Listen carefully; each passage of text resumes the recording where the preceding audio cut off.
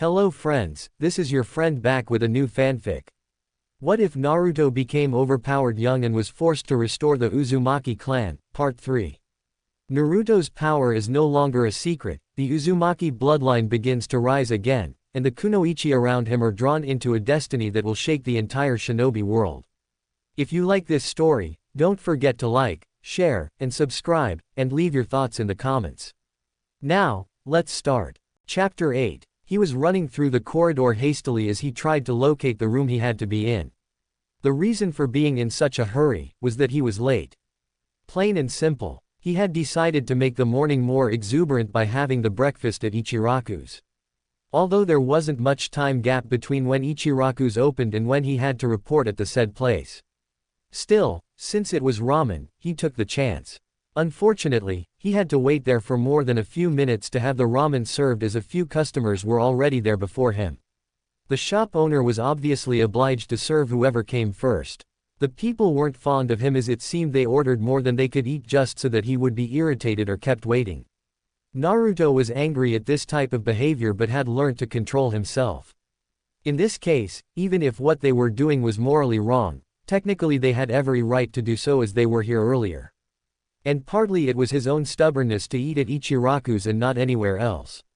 Although afterwards Ayame and Kyuki congratulated him for today by treating him a free bowl of ramen. Pushing these memories of the same morning aside, he focused on getting to the room he was looking for.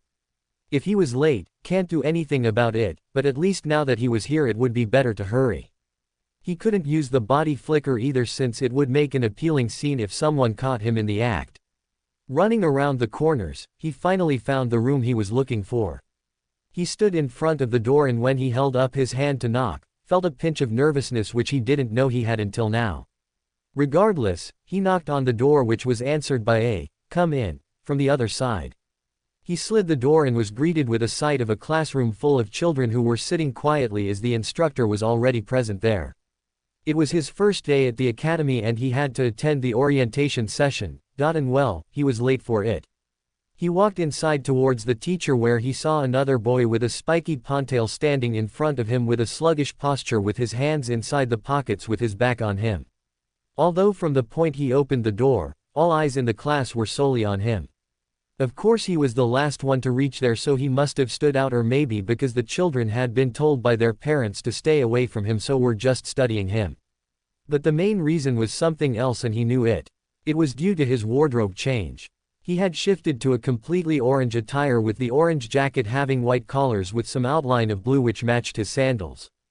It was full-sleeved and loose so didn't show off any muscles that would have been noticed otherwise.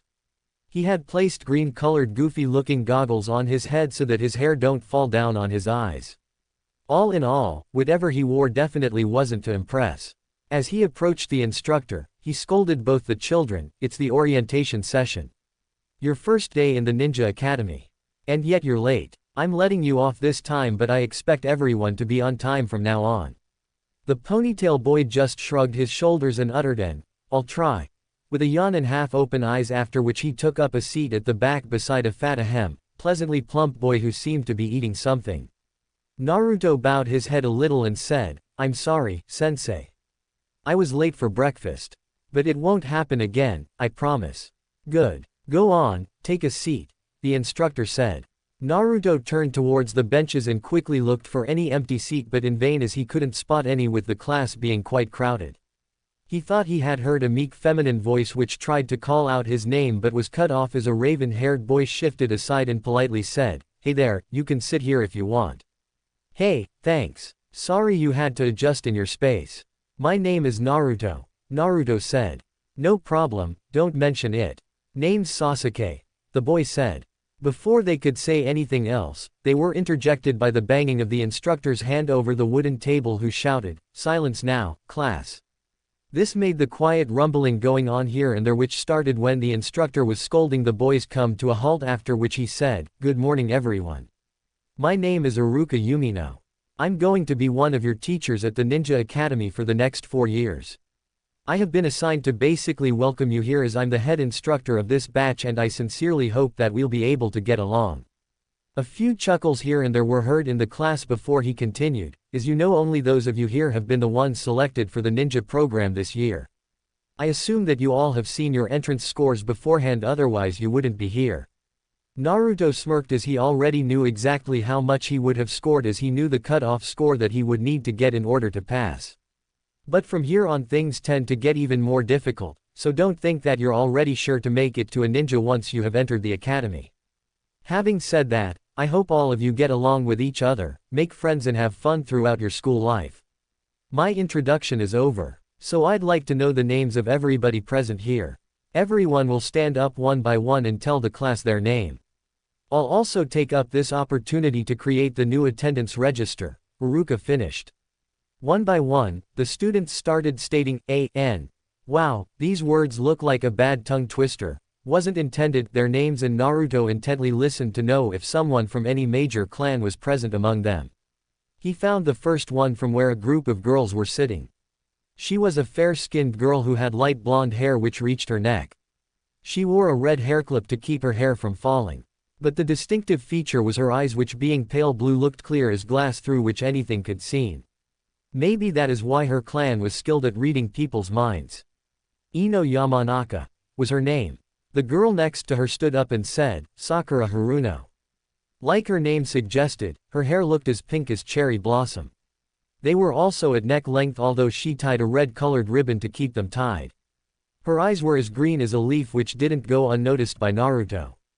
Although she didn't come from any clan, he did find himself quite awkward to stare at her longer than required, but he couldn't deny that had instantly developed a small crush on her. Before he could think any further about it, the next girl stood in nervously, Hinata H. Hyuga. The Hyuga clan, considered one of the elite in the Leaf. So they should be quite proud of themselves, and yet, the girl didn't show any signs of it. Her claim was true, as no other clan had eyes as pale-colored as them. Her hair had 2 strands falling on the sides while they were mostly cut at the back.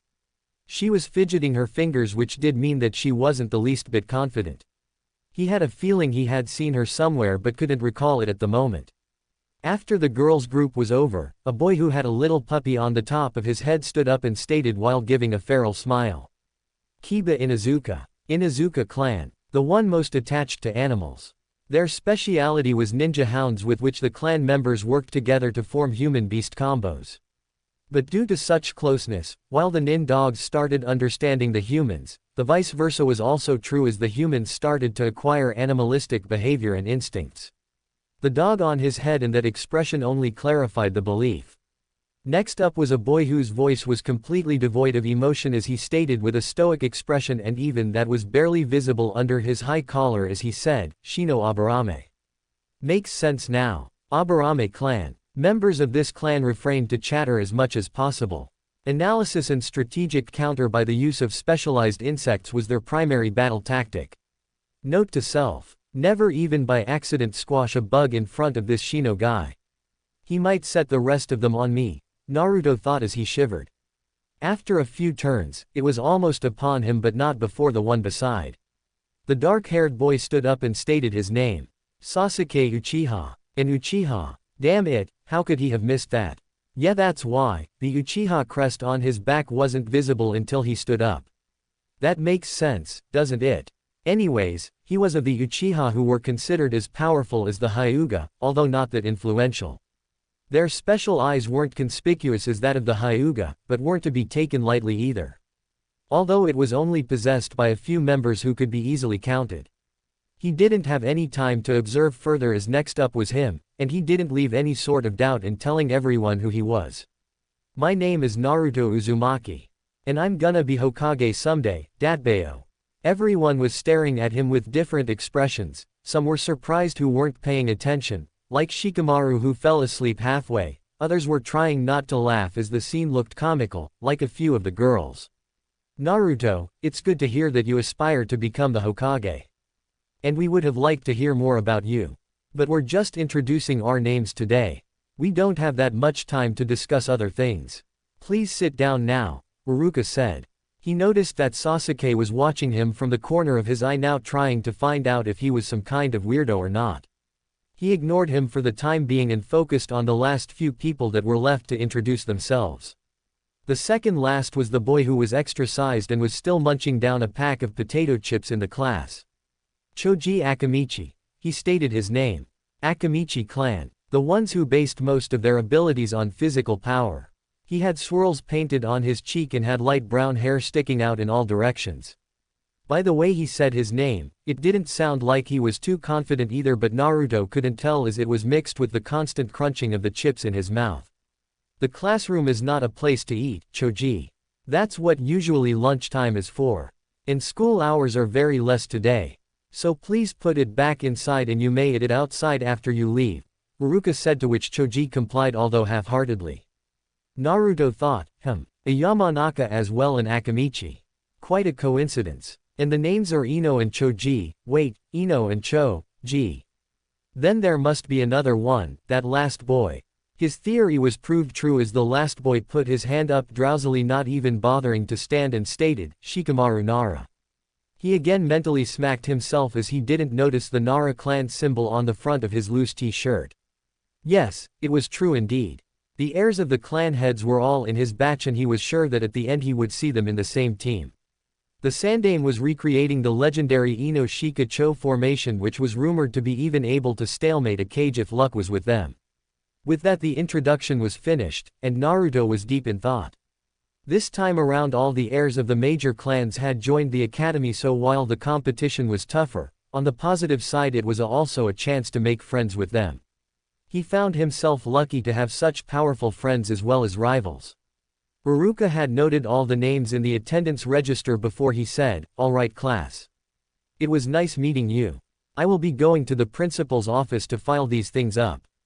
In the meantime, you guys can talk among yourselves. But keep in mind to maintain the decorum of the class. I don't want the noise to be heard outside this room. You can leave when the bell goes off." After he went away, Naruto did the first thing to turn towards Sasuke and clarified, "Look, I know I might have seemed a little weird shouting that part, but I was just excited. It's the way I am." Which was actually true. "Haha, I guess you were weird in a way," Sasuke said, laughing. Naruto fake pouted but then started laughing together with him. For some time, they made small talk about why they had decided to become ninjas or what their dreams for the future were. The first thing was obvious, as Sasuke was the son of the head of the Uchiha clan, so was almost certain to be a shinobi.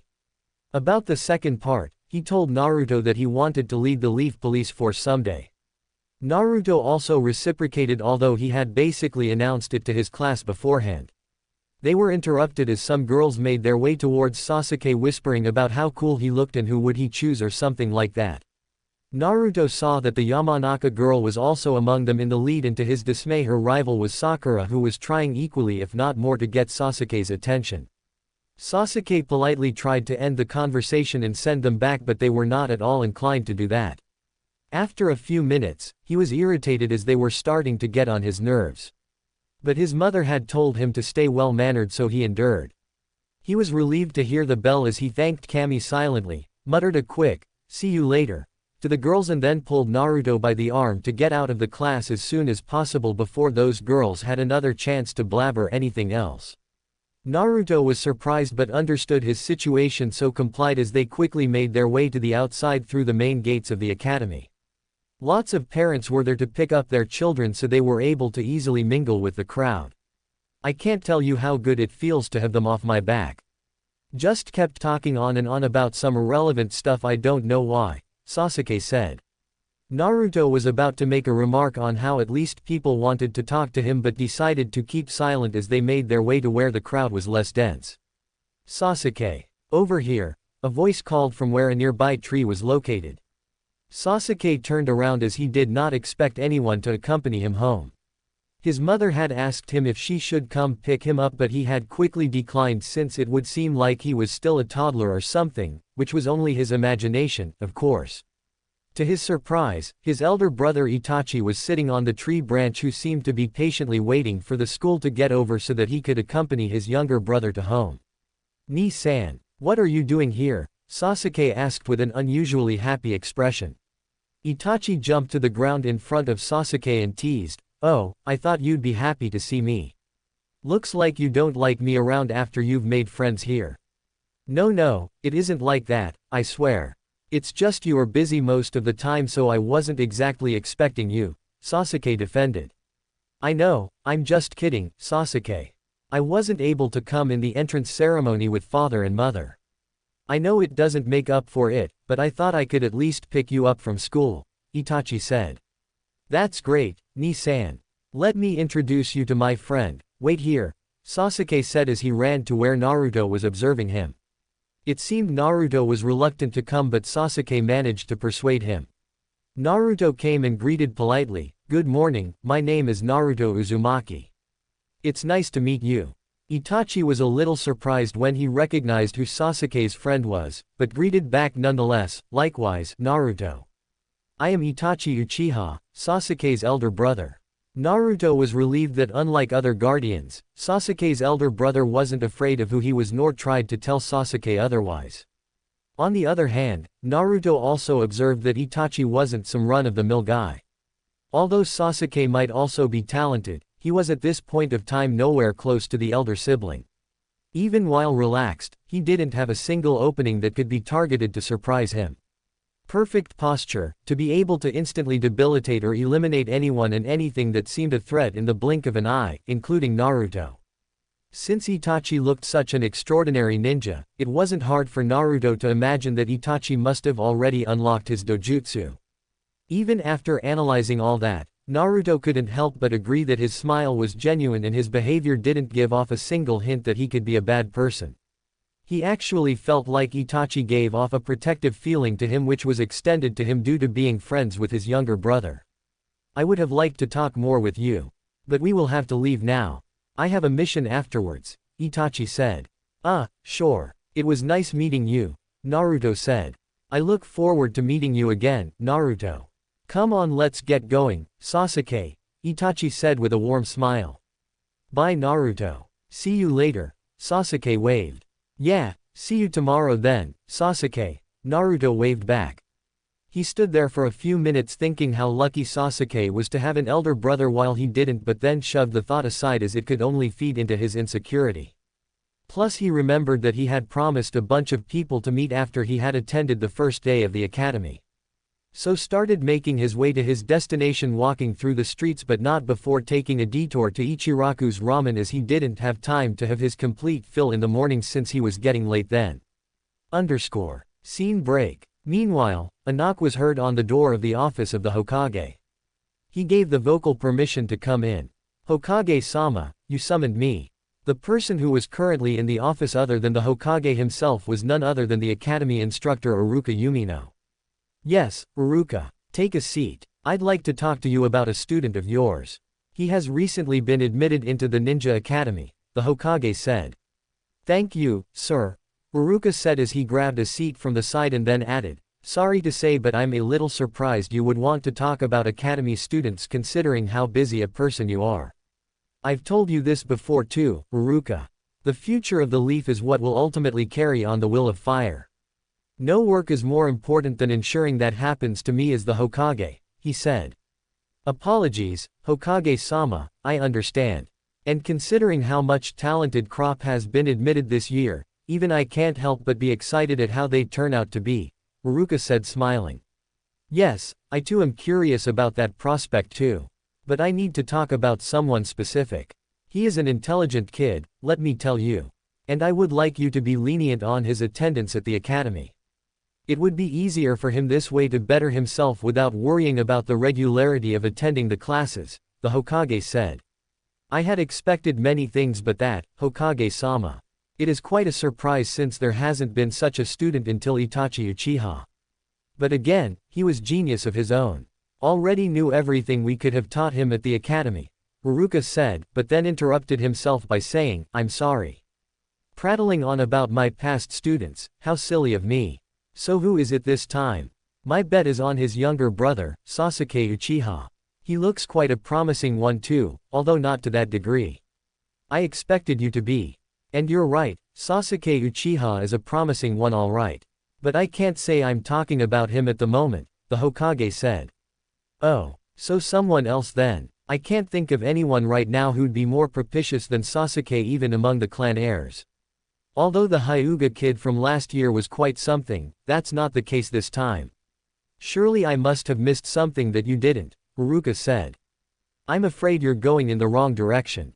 The one I'm talking about is not among the clan heirs. I'm actually surprised you didn't name him yet, the way with a bit of confusion. I don't quite follow what you're trying to get to, Hokage-sama, Haruka said. The one I'm talking about is Naruto Uzumaki, the Hokage plainly said.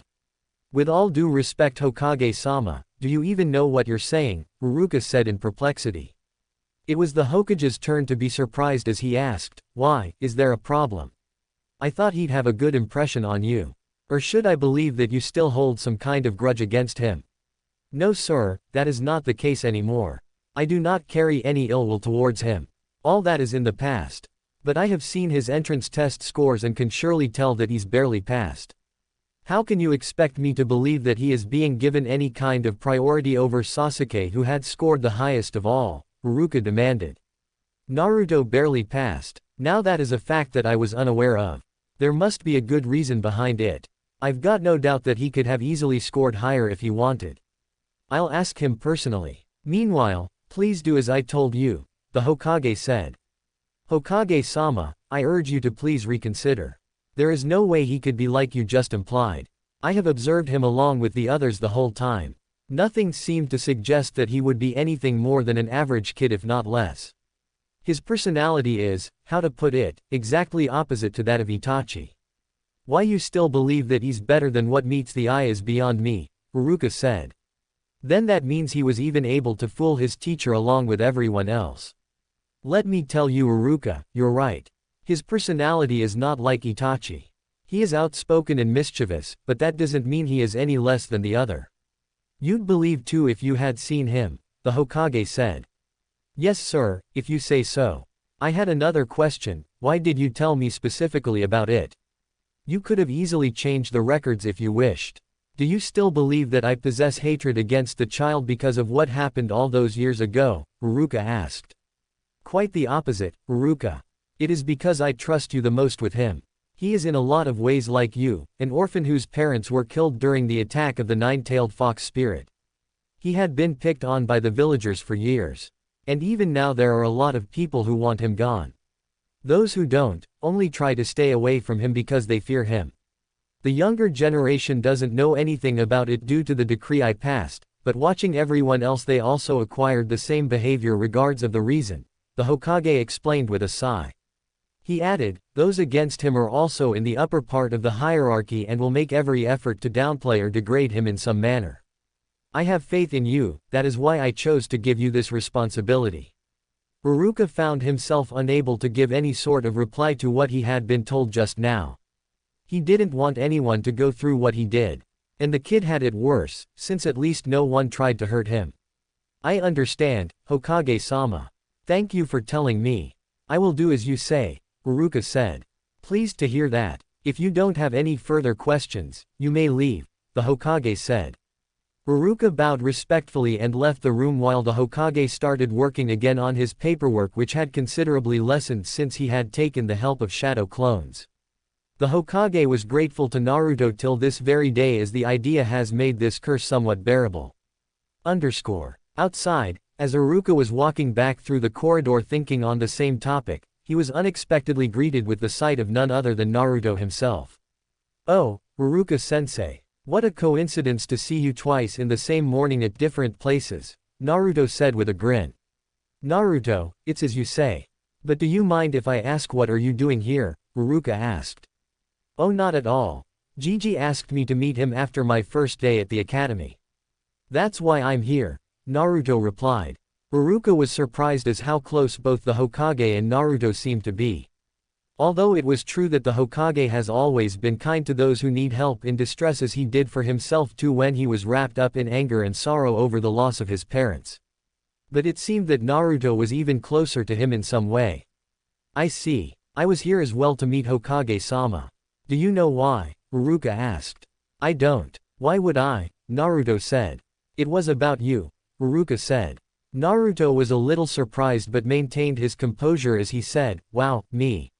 What about me? Mainly about the fact that you purposely scored low in the entrance test and aren't quite what you seem to be, Iruka said, eyeing him. Naruto knew now that the Hokage had spilled the beans to Iruka for whatever reason, but the primary fact being he couldn't fool him any longer. I see. So what do you want from me, sensei? Naruto asked with an unreadable expression. I just want to know why you try to hide the facts if you're as good as Lord Hokage claim you are. Why not show everyone the real you? Iruka asked. Naruto's expression turned serious as he now knew that Iruka had a good talk with the Hokage and said, because I'm no ordinary child. You know what's inside me, right? Iruka was surprised as he didn't know Naruto had already been aware of the 9 tails that was sealed inside of him. How did you? I just know. That's all I can say. But now you can understand, people will only try to hurt me more if I would be seen a greater threat to all around us. I guess I've said too much. Sorry to have bothered you anyways, Naruto said. I'm sorry, Naruto. It's my fault that you were forced to talk like this. But I still want to get to know you more. I was the same as you, not in all ways but still. My parents had died in the 9 tails attack, and if not for Lord Hokage I would have taken some wrong steps because of the misery that I felt, Iruka said. Naruto's expression softened as he said, I'm sorry for your loss, Iruka-sensei. But I still can't tell you everything. I trust Gigi that whatever he told you was for the good. But I can't say the same about me. Iruka further said, then don't. I don't want to hear what you can't say. Just have a normal conversation with me. You are my student as well and I don't want any of them to go through what I had. Naruto said with a hint of upturn on his lips, I guess we can do that. So can we meet sometime over ramen? I hope you like the stuff, Iruka asked.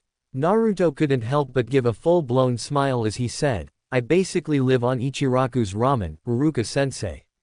That'll be great, but it's your treat. Deal, Iruka said smiling.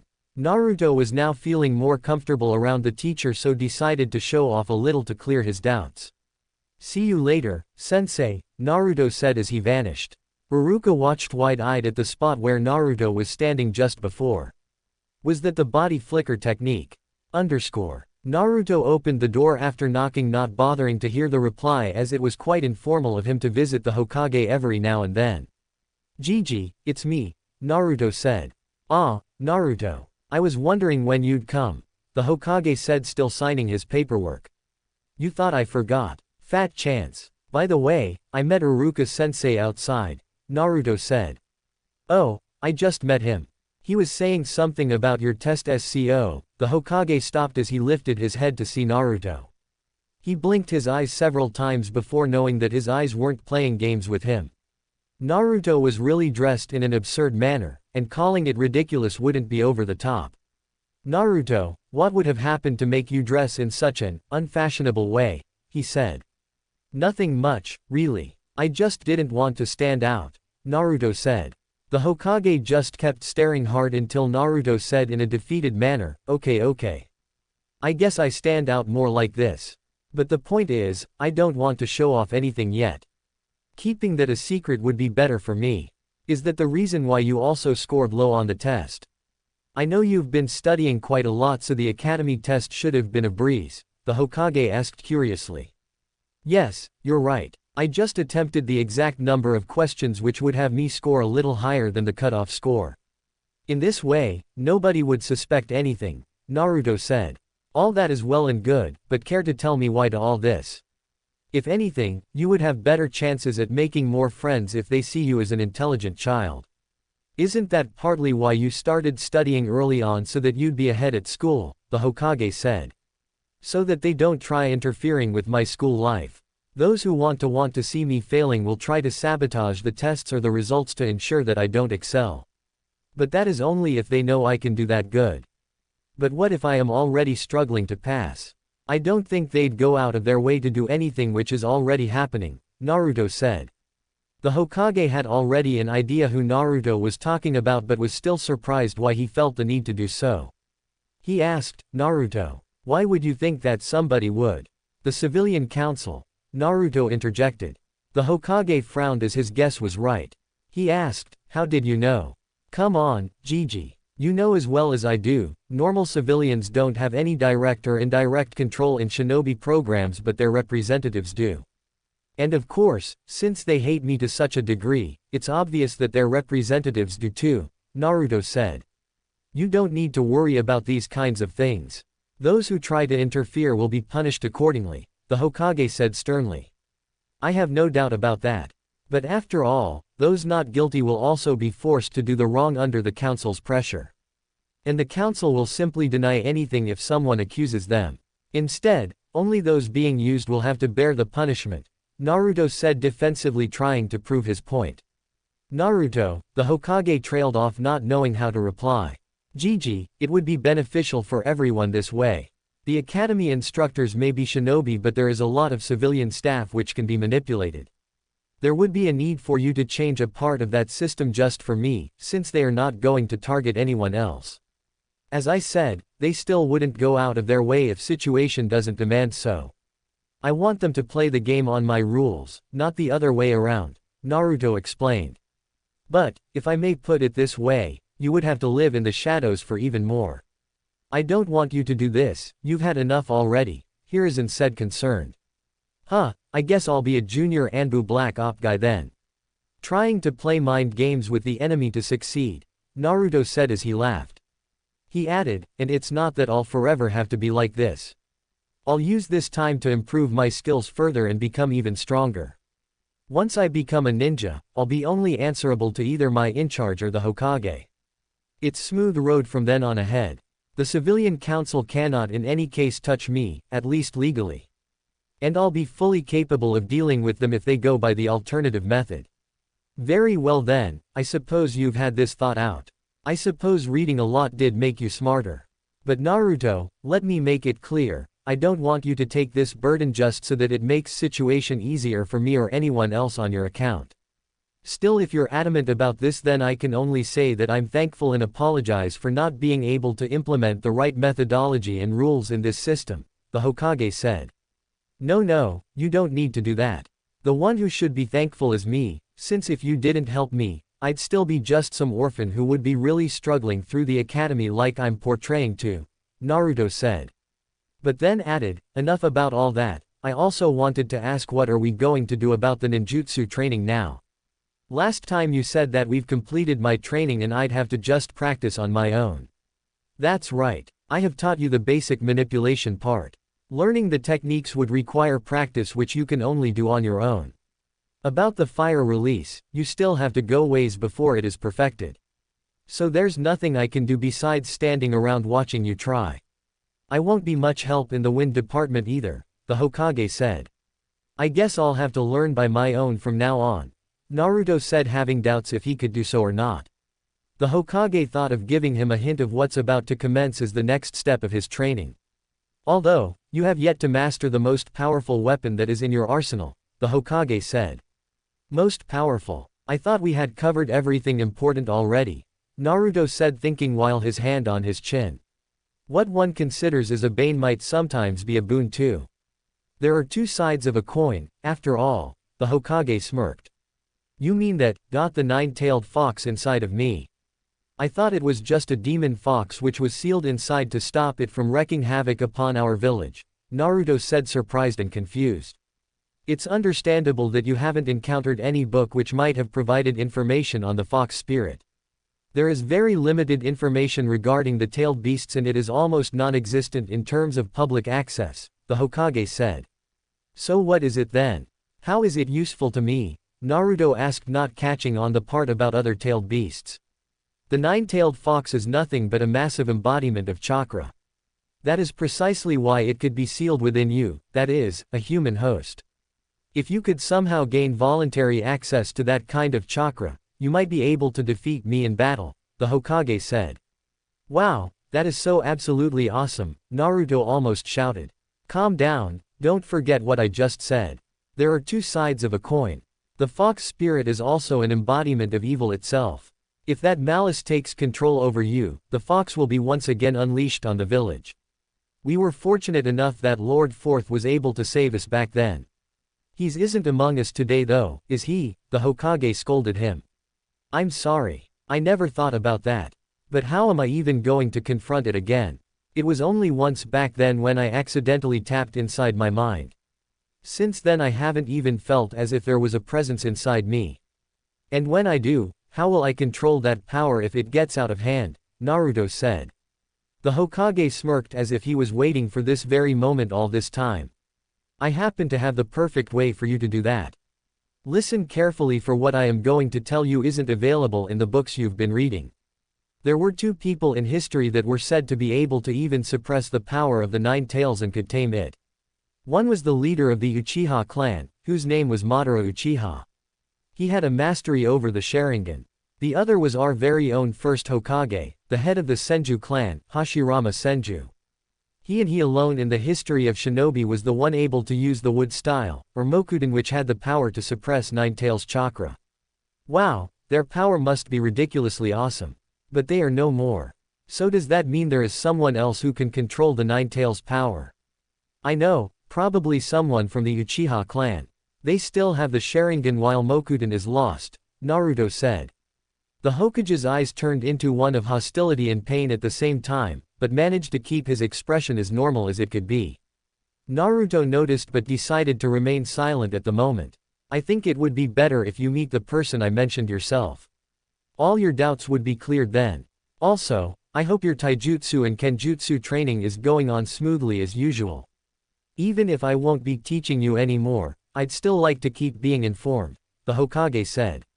Yes, it sure is. I've come a long way from when I started, but still there's a long way before I can match sensei either in taijutsu or in kenjutsu, Naruto said. I see. Anyways, keep working hard and you'll get there someday. Your teachers aren't some slackers either, they've trained a lot more than you and still keep at it while they train you, the Hokage said. Yeah, I know. I'll train even harder than them and everyone else until I get that hat on my head, Naruto said, grinning. So I guess everything else went normally at the academy, the Hokage asked. Not exactly. I was late since I had to wait at Ichiraku's for breakfast. So I got scolded the very first time I entered my class, Naruto said. He continued, but after that it was good. Although not everyone is not very friendly looking towards me, it still feels good to be with people your own age. I made a friend too. Good. I knew you'd enthrall someone or the other with your unique character. What is his name? Or is it a her, huh? The Hokage asked with a teasing smirk. What? Hey, no. It's a boy. His name is Sasuke Uchiha, Naruto said. The Hokage's eyes just slightly widened at the name, which revealed that something was really going on beneath the scenes with the Uchihas. But Naruto didn't have a clue since he didn't have a reason to suspect anything. Ah, that's great. His brother is an excellent ninja in his duty to Konoha and I hope that he too will be one day.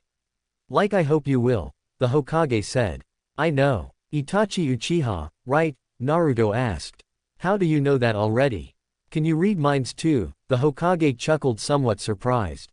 Ha ha ha, as if. I met him when he came to pick up Sasuke and walk him home. Believe me when I say this. With all I have learnt, I felt that I would freeze up totally helpless if he sent one bad look at me. But that didn't happen, he seems kind of a real nice guy, Naruto said. Trust me, if he wants he could freeze up a Junin with those eyes of his, the Hokage thought. Yes, he is a nice person that I can agree with, he told Naruto. It was just the first day so I didn't get to meet many children. But I did notice, Naruto trailed before getting a raised eyebrow from the Hokage and said, that most of the children of the clan heads are in my class. In other words, all the probable future clan heads. Did you know about that? Naruto said. Yes I did, and let's just say you're lucky to be the same age as them. Now if there's nothing else, I have to get back to work so you may leave, the Hokage said looking at the wall clock above the door. Oh, sorry I forgot about the time. I'm late. See you later, Gigi, Naruto said and ran off. Somewhere in training grounds. Does this kid have any past occurrences of being in companionship with him? The newcomer asked. The other pair of sensei, knowing that he was referring to a certain silver-haired man, looked towards each other and shook their heads to reply in negative. Then why the hell is that boy so damn late? Chapter 9. A feeling of deja vu hit Naruto as he was sprinting towards the meeting location through the training area. He had already stuffed away his jacket in one of the scrolls as soon as he was out of sight from the crowded areas because the heat was too much to bear. Under the jacket was a black t-shirt with a red swirl on the back. Although not too fashionable, he was now looking at the very least normal, as he had also put away the glasses on his head. When he could make sure that nobody was around anymore, he unsealed a bokken from a storage scroll. It was then put inside a plastic sheath and tied behind his back so that he could use it like a real sword user would. He closed his eyes and expanded his sensory range as well as sensitivity, but it didn't give him any indications of anything unusual. Still, he had his doubts that something was off. While still running at a constant pace, he sent out his special wave of chakra from his body. His hunch appeared to be true as a smirk formed on his face. Hey guys, remember to keep your chakra suppressed as much as you can. He's coming, if we're lucky we'll catch him by surprise, Yugao said. She knew from a few past interactions that Naruto was an excellent censor. Even more so than herself, quite to her discontent and disbelief. He could always sneak up to them and pull pranks, yet no one could sneak up on him without getting caught. And she was an Anbu for crying out loud. Or maybe ex-Anbu. Part-time Anbu. Anyways, that wasn't the point. But again, the boy was her student. So she couldn't help but feel proud of the fact that he would surely reach new heights quickly if he was this skilled early on. Only Kami knew what a shinobi would he be when he would be her age. A few minutes later, Naruto was seen racing towards them on the dirt path exactly as they anticipated. They were hiding in the trees around the path stealthily to catch him by surprise. By the looks of it, it seemed that Naruto was oblivious of any type of trap or ambush that could be launched upon him any second. I guess our plan worked. Doesn't look to me like he suspects anything yet, the newcomer said. Hayate wasn't enthusiastic even a bit about trying to attack his own student out of the blue. Sure, they had coordinated surprise attacks during Naruto's training a lot of times to sharpen his reflexes. But subconsciously he was at least alert about that. Now, it had been a lot of days since he was given a break from the training because of the fact that the academy session was going to be started.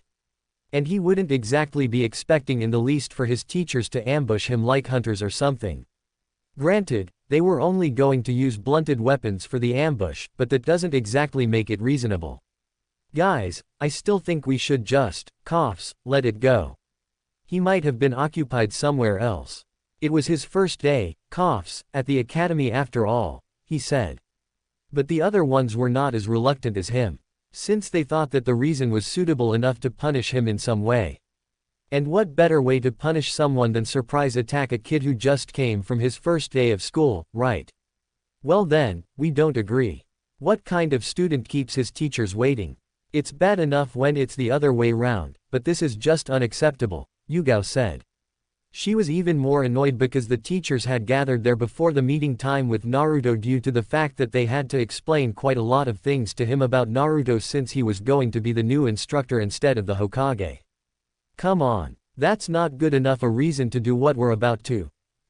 From what I see, you're acting on emotions more than you agree, Hayate said. I don't think so. Besides, it will be a good show of Naruto's skills to the new guy we have here. You remember we did the same thing first time, right? Yugao said. Hayate shook his head slightly indicating that he knew it would be a waste of time arguing with her, so he turned his face towards the newbie with an expecting look. He tried to ignore it first but then said, "Look, don't get me wrong. I definitely wouldn't want to do this in normal circumstances. But she says that the kid is skilled enough to hold his own, and I am curious about his abilities too. Moreover, I do want him to be punctual.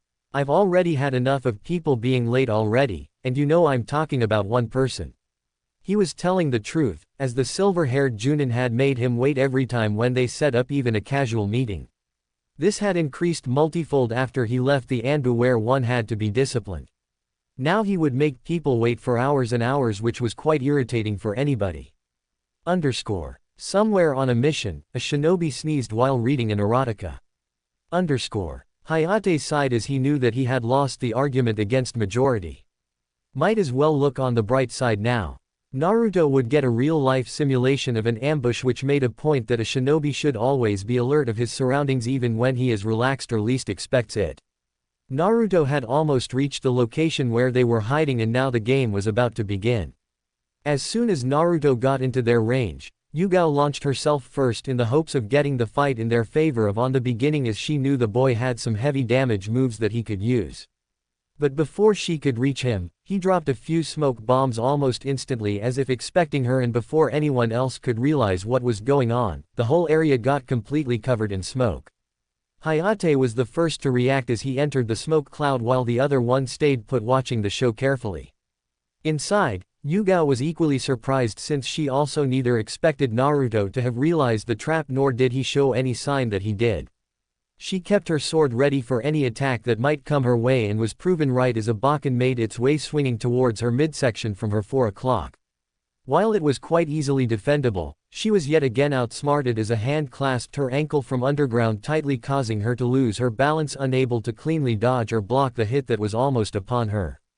Damn it, he attacked me from behind while he had already hit a shadow clone under the ground, Yugao thought. Frankly speaking, she just found it very much annoying that he could hide his chakra so well. As she relied quite a lot on her chakra sensory abilities in addition to the original 5 senses, it was a no-brainer that she'd have difficulty overcoming that habit. It was almost challenging. In a way, she was training because of her student in these moments and not vice versa. Anyways, as she prepared to take the first hit, promising herself not to fall for the trick again, the Bakken was halted inches away from her by another sword. Phew. It was safe to assume that Hayate had arrived just in the nick of time. He was in a better position than Yugao to counterattack, so he swung his right foot into an opening which was created because Naruto had held the Bakken with both his arms to maximize the attack strength. Hayate's primary objective was to create some space between them to regain their balance, since Naruto had overturned the element of surprise on them. Yet it wasn't as good an idea now, since Naruto instantly bursted into smoke upon getting the hit. He's underground. It was a trap to get our attention disturbed, Yugao told Hayate. Hayate was about to reply in acknowledgement, but the ground under them cracked in between, from which Naruto emerged ready to attack. This time the duo was ready for it. As soon as he was completely in the air, Hayate swung at him, which was blocked by his Bakken. Yugao had the advantage as she was in his blind spot.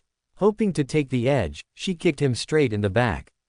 Two things occurred simultaneously. 1. Her foot ended up hitting Hayate's sword directly as yet another shadow clone popped out of existence in a cloud of smoke that was acting as a barrier between them.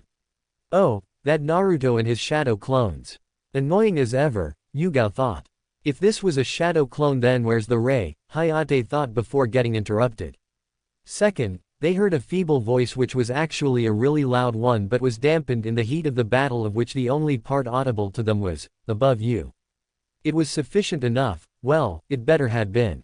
Fortunately, the subconscious mind, or basically the instinct, kicked in time and both jumped backwards in opposite directions, and not a moment too soon, as Naruto punched the ground hard, shattering the earth around dozens of meters.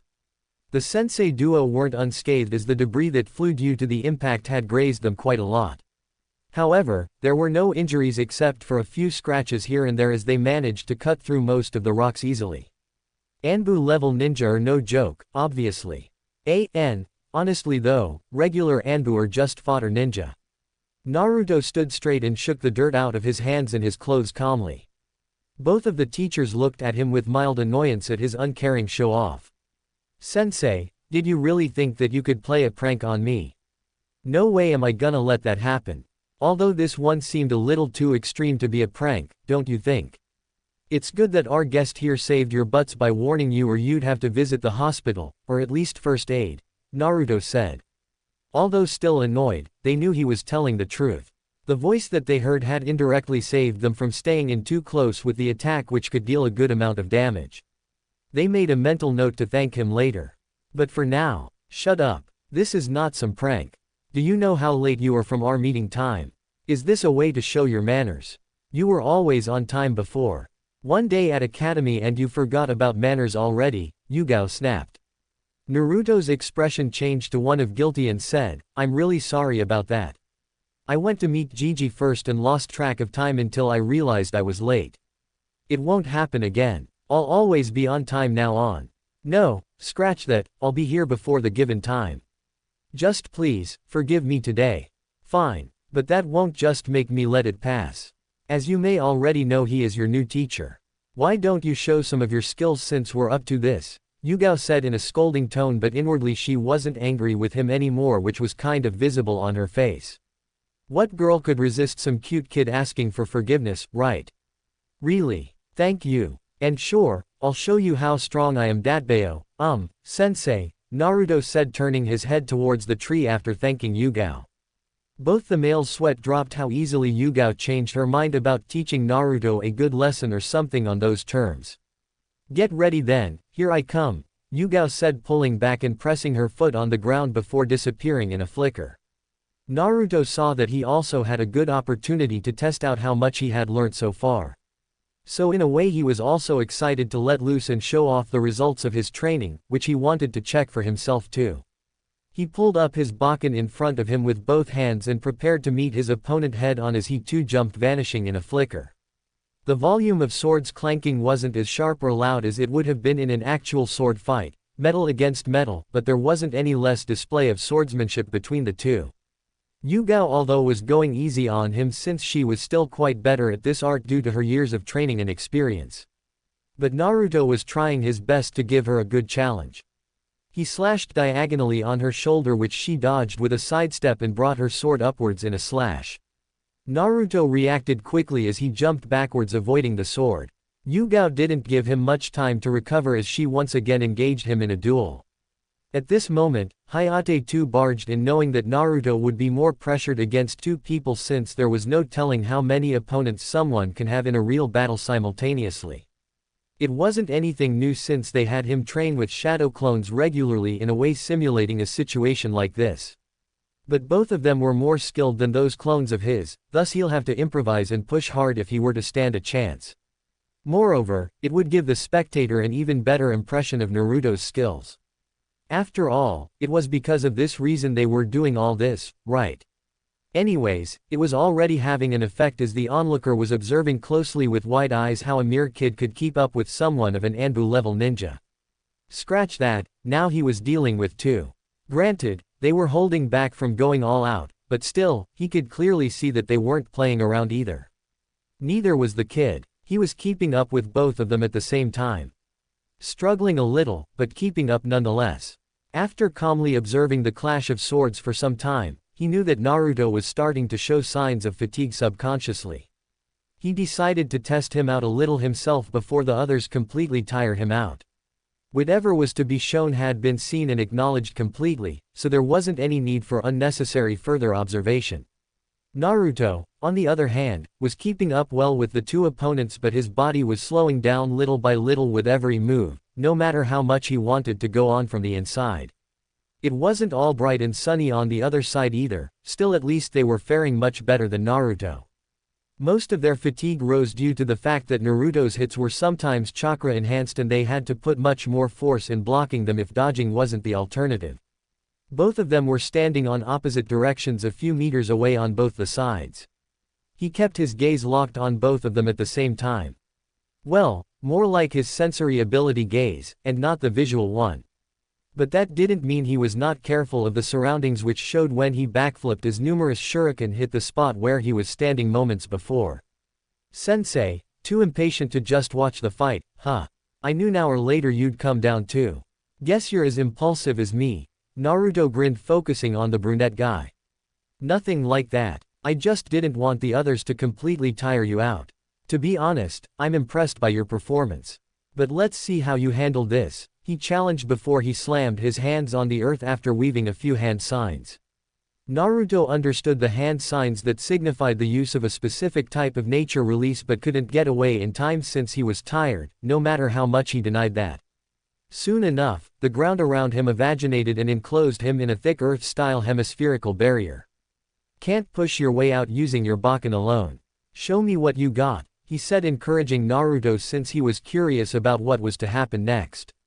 The other duo had already sheathed their swords when it was indirectly declared that they were not to tire out Naruto more than they already did. They were equally curious what Naruto would do next, but for different reasons. While the new guy had no idea what Naruto could do, they had anticipated a variety of ways Naruto would handle the situation. It wasn't that tough, after all. The barrier was designed such that it would regenerate in a few seconds from wherever it would be damaged or broken. The caster had kept his hands on the ground connected to the jutsu to make this happen. He was fairly confident that no average trick would help Naruto break free. In addition, making his way through the ground might have been an option before, but that trick was already taken into account. Naruto would be thrown back into the dome even if he managed to get underground. This was partially why the opponent used an earth-style based tactic. But little did he know that if there was anything in the village which could be ranked at the top of "surprise me" list, it would be that boy. In a matter of a few seconds, a large part of the barrier instantly went brittle as an electric discharge of marked intensity passed inside it momentarily. What would have happened next was a no-brainer as half of the dome shattered with the debris flying outwards. Naruto was visible standing inside the barrier or now lack thereof, with one hand balled into a fist where the wall would have been a few moments earlier, clearly confirming how the barrier broke. Lightning style, spark. Although the barrier did have the ability to regenerate, the process was now extremely slowed down due to two reasons. More the area of barrier was damaged, more the time would be taken to repair it. And, I see you have even learned how to manipulate nature release. A big feat enough itself. And fortunately your affinity is Raiden, which is the best counter against my Doden. Lightning is quite tough to control compared to some other natures. Well, guess I'll have to say it now. Mark me impressed, Uzumaki Naruto, the opponent said. I am honored by your words, thank you. But I still didn't get your name, sensei, Naruto said. Yamato. You can call me by this name. You've earned that at least, I can say, he said with a smile. Still hiding your last name, huh, Yamato-sensei. I realize now, you've been far from actually testing my skills. You've yet to even activate your Sharingan. Don't think I'll let you go so easily without a good spar. We're just getting started, Naruto said. What? I'm afraid you've got the wrong idea, kid. I'm not who you probably think I am, Yamato said with a neutral expression. Save it. I know exactly why you're here and what will I be training for. Furthermore, you didn't tell me your last name, why'd anybody hide it like that? I know that you're an Uchiha. Come on now, use your Sharingan.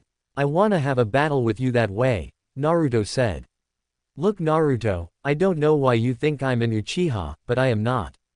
Will you please stop that, Yamato said. Fine, sensei. Yamato was almost relieved that he'd dropped the topic for good, but he didn't know about Naruto's stubbornness. If you're not doing it voluntarily, I'll make you do it, Naruto declared. For a moment Yamato thought he heard laughter from where the other teacher duo was standing on a tree away from them. He ignored it knowing that they surely must be having fun watching the drama that Naruto was creating here unfold. Although before he could say anything else, Naruto charged at him. He was now concentrating on parrying the blows since Naruto seemed to be attacking more aggressively than before. From what he thought, the most probable reason was exactly what Naruto said, to force him to activate his Sharingan. Hell, he'd even activate it to stop the kid, if only he had it, for Kami's sake. What was he supposed to do now except for wait until Naruto calms down a bit? But waiting wasn't as easy as it sounded, as he had his hands full of an obstinate child none other than Naruto himself. Now, Naruto wasn't showing any signs of giving up at all, as he striked with more power and speed with every blow. He knew that he might not have any chance to win once his opponent goes serious, but that's quite better than him holding back completely. He wanted him to acknowledge his own power not only by words but by actions too. The increased speed wasn't giving Yamato a hard time as much as the power behind it. Quickly making some distance between them, Yamato weaved a few hand signs quickly and used a jutsu to push Naruto back without actually harming him, very much. Sweeten. Mizoripa water style. Wild water wave. He let out a huge stream of water flowing towards Naruto at high speed in hopes of catching him off guard. But Naruto didn't even hesitate as he too weaved some hand signs and slammed his hands on the ground. Doden. Doryuheiki earth style. Mud wall. Soon enough, a wall erupted from the ground in front of him, obstructing the path of wave into which it crashed in a matter of few seconds. Naruto just jumped over it and continued on his path, running on the water smoothly. What? I thought I saw him use Raiden before. Did he trick me? Did he manipulate my earth-style barrier using his own? Yeah, No matter how improbable, that must be it, Yamato thought wide-eyed. Naruto yet again surprised him as he weaved a different set of hand signs this time and shouted. Suiden no jutsu, water style, water bullet. A stream of water followed the straight path and Yamato was directly in line with it. He could have countered it somehow but was too gripped in astonishment. As the stream made its way towards him he thought. Suiden. No way, I'm definitely sure he had used Doden. Then why is he able to use Suiden? He's just a kid. I'm starting to think it might just be a really good genjutsu that I'm trapped in. Kai, damn it. The water jet hit him head on as he just had enough time and the reflexes to cross his arms in front of him and skidded backwards due to the pressure that was exerted upon him. When he looked up to where the attack came from after it ceased, he found a widely grinning Naruto. What happened, sensei? Still not convinced enough to fight me seriously, he shouted. Yamato was about to make another exasperated remark but was cut off instantly as Naruto shouted again. I hope you will be after this. In a split second, the water behind him splashed from within and a figure flipped out holding a sword-like weapon. Yamato only had the time to turn his head during which he barely saw the Naruto he was talking to burst into a cloud of smoke connoting that it was just another one of his shadow clones, before saw Naruto himself who was almost on top of him swinging his chakra-covered Bakken on him. About time you activate that damn Sharingan, Naruto shouted hoping to catch him off guard so that he would have no option other than to rely on his dojutsu. Alas, he didn't know that even if Yamato would have wanted to he just couldn't. Although, it did make him reveal his unique ability as he had almost just enough time to interlock his fingers and palm in the sign of serpent. With incredible speed, wooden pillars erupted from the ground as Yamato ducked to avoid getting hit. Before Naruto could make contact, his Bakken was blocked by one of the wooden trunks. The other ones coiled around Naruto and gripped him all around rendering him completely immobile. For the first time in the whole scuffle, it was Naruto who had been baffled and was at a loss for words. Not that Yamato was any less odd, but the one unusually calm was Naruto. Hey wait what? This is Mokuten, but it's supposed to have only been used by the Shadaime Hokage. No one else could master it for such a long time. How can you do it then? Oh, I see. The Sharingan, huh? It's supposed to cast one of the most powerful genjutsu if I remember correctly. You really are an impressive Uchiha, sensei. Guess I lost, Naruto said. Don't you say that again, ever. I already told you I don't belong to the Uchiha. And frankly, I suck at genjutsu. As for my last name, there is none. Now if we're done with this, let's talk about your genjutsu first, Yamato declared. Right back at you, sensei. I suck at genjutsu too. And don't give me that story. I mean, how can you use wood style if it had went extinct with the first Hokage? Even old man Sandaime can't use it, Naruto retorted. However, before the conversation could escalate, both Yugao and Hinata interrupted them. Okay guys, relax.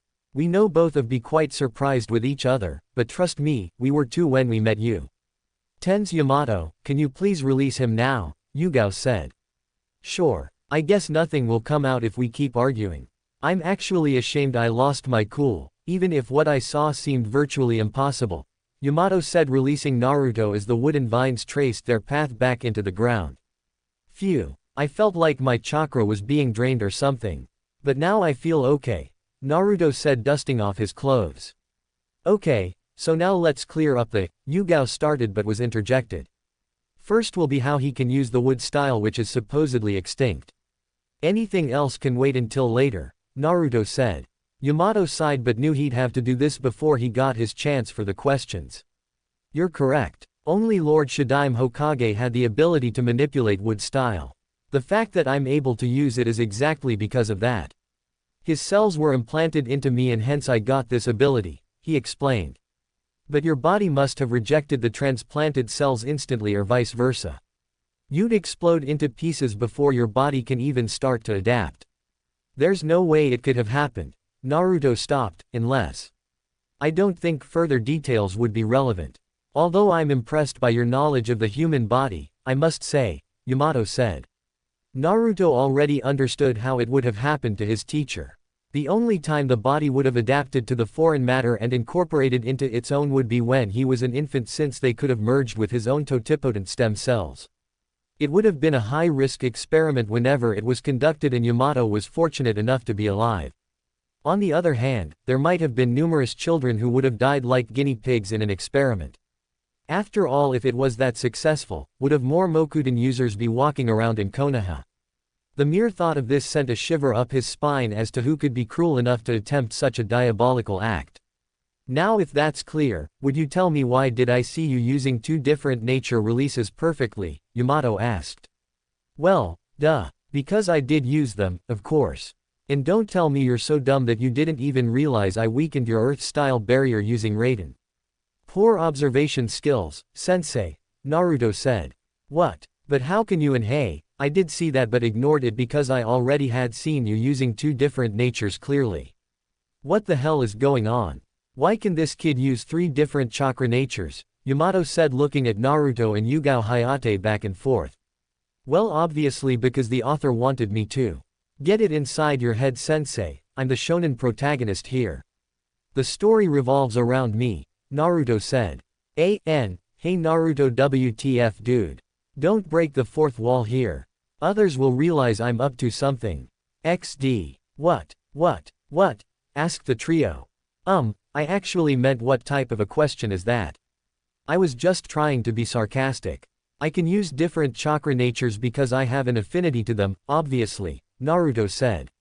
All of them deadpanned at his statement, but then Yamato said, but still. Three nature affinities. That's something quite rare, I've never ever seen someone like that before. Now it was time for the others to be silent, waiting for one another to hope someone will stand up to let the cat out of the bag. Ultimately it was Hayate, since both his student and his girlfriend, fellow teacher, were looking at him expectantly. 4. Hayate said plainly. What? Yamato asked. Naruto possesses not 3 but 4 different chakra natures, Hayate said with his hands folded and eyes keenly on Yamato to defend himself in case Yamato thinks they were some novice ninja imposters or dispel some genjutsu or, literally anything, given what the situation was. He also didn't cough since he was slowly speaking the entire sentence. What you said, my friend, just now is absolutely ridiculous. That's not something rare, it's virtually next to impossible. I'm thinking I'll go nuts if I stay here any longer, Yamato said. Get a hold of yourself, dude. You've been, coughs, an Anbu for so long now. Don't you guys have to prepare for anything and, coughs, everything, Hayate said. Anything and everything, yes. But about all which is unexpected, not unreal, Yamato said. He added, hey, speaking of which, weren't you guys surprised when you found out about it? Both Hayate and Yugao looked at each other while Yamato raised an eyebrow as we once again delve into another flashback, winking face. It had been a few months since Naruto started his training. Once his ninjutsu training with the Hokage had been completed, both Hayate and Yugao were on their way to meet him. Although this time they decided to go pick him up from where he trained for a change rather than wait for him at the training grounds like they did mostly. To say they were surprised to see the changed landscape would be an understatement. The area beside the pond was a complete mess. And it was even more surprising since the Hokage training grounds were maintained on high priority. That meant whatever happened was not too far back in the past. The ground was erupted at a few places, water was accumulated in many places on the ground, and many of the rocks seemed to be shattered. Scanning with their gaze around, they found Naruto lying down somewhere in the middle of it. He was breathing heavily and his eyes were closed but slightly squinted, indicating that he wasn't asleep or out cold, just tired. Sensing both of them approach, he opened his eyes and said, "Good morning, sensei. What a surprise, you came here to pick me up." By this time both of them were on his side, with one folding his hands and the other keeping them on her waist. What could have happened to make the scenery so beautiful around here, Naruto? Yugao asked in a sarcastic way which seemed obvious. Why don't you guys set up a picnic here then and I'll give you some privacy by going home, Naruto retorted cheekily. Yugao blushed, knowing that Naruto didn't exactly know what things could happen in privacy such as this. At the same time, she was also irked that he had like this many a times quite craftily got out of punishments or teasings. Answer the question, Naruto, Hayate said. I, kind of, zapped myself since there was so much water around, Naruto said with an unusually embarrassed face. You zapped yourself? As in, electrified? Yugao asked with a piqued interest. Well, duh. What else does that mean? Naruto said. But how? There's no electric line anywhere nearby, she asked. Naruto remembered that he had not told them about his nature affinities. First he thought about pulling a prank by zapping them, but then dropped it knowing that he'd have to endure some sort of punishment and he was a little too tired at the moment for that. Let me show you. Please stand back, Naruto said. Both of them shrugged and took a few steps back. Naruto formed a few hand signs in succession and put them on the ground as he crouched. Before anyone had a chance to say anything, a mud wall erupted from the earth. It wasn't perfect yet, as the shape and strength still needed work, but that was far from what the others were thinking. But I thought he had a water affinity, Hayate said. What was that about being zapped then? Yugao asked. Unseen by them, Naruto had already started to weave a second set of hand signs behind the wall. A few moments later, he was on top of the wall and a simple press of his palm on the wall sent an electric wave throughout, breaking it easily. He wasn't scratched a bit and landed feet first easily on the ground. Both Hayate and Yugao had their jaws on the ground too as they were at a loss for words. Naruto, how did you learn Doten and Raiden? It takes years, coughs, to master one chakra nature, but 3 at once sounds really far-fetched, Hayate said. It's because I have affinity for them all. And before we have this discussion all over again, first let me tell you I have one more. Although I can't control it properly so I don't use it, Naruto said. Don't exaggerate it. It's already rare enough to hear that. Consider me surprised, Yugao said. Naruto shrugged, knowing that some things are really hard to digest unless proved otherwise. He formed the last set of hand seals and an invisible sphere of wind started to form in his hands. Wind style, spiraling wind ball. Although halfway through, it started getting unstable and exploded point blank between the 3. All of them were thrown by the shock wave several meters away, skidding on their backs. See, told ya, Naruto finished. At this point, both of them wouldn't even have raised a single question if someone out of the blue told them that an alien race with horns on their head would plan to destroy Earth someday. Flashback over. No, sure we were surprised but nothing unusual. Definitely not freak out like you did right now, Yugao said with an absolutely incredible poker face. Even Hayate was surprised but kept quiet since it was better for him too. Yamato was looking at them with a blank expression, wondering if he seriously was overreacting. But then he understood that they were bluffing since no one could take in such a fact easily and due to the fact that Naruto had rolled his eyes at the exact same time. However, he didn't call them out in front of Naruto and made a mental note to tell them later. Fine, whatever. You win. Now I think that's enough for the introductions. I'd rather not see anything new for at least today. Why don't you guys leave him in my care now and go do your work or something, Yamato said. He's all yours. We'll be here in the evening. Make sure not to overdo it, or he'd have a hard time training with us afterwards. Later, Yugao said. Yamato just nodded as the duo left the training grounds in a shunshin. He turned towards Naruto as he said, any questions before we start? Yeah, since this is my first day training with you, can you please treat me to ramen afterwards? After some light taijutsu spar, both Yamato and Naruto sat down in the shade to talk about things while taking a breather. As you may already know, our primary objective of training is to harness the colossal amount of chakra that is sealed inside of you. You must now also realize why I was chosen for this job. Mokuton is a special technique that can suppress the power of 9 tails. Although to be honest, I'm not even a fraction of what our skilled Lord Shadaime Hokage was, Yamato said. He added, however, that won't be all.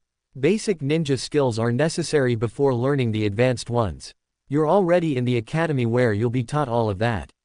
Now here's the deal. You don't have to just learn it like any other student to pass. We'll work on how to excel at it. I get what you're saying, but can you elaborate? Naruto asked.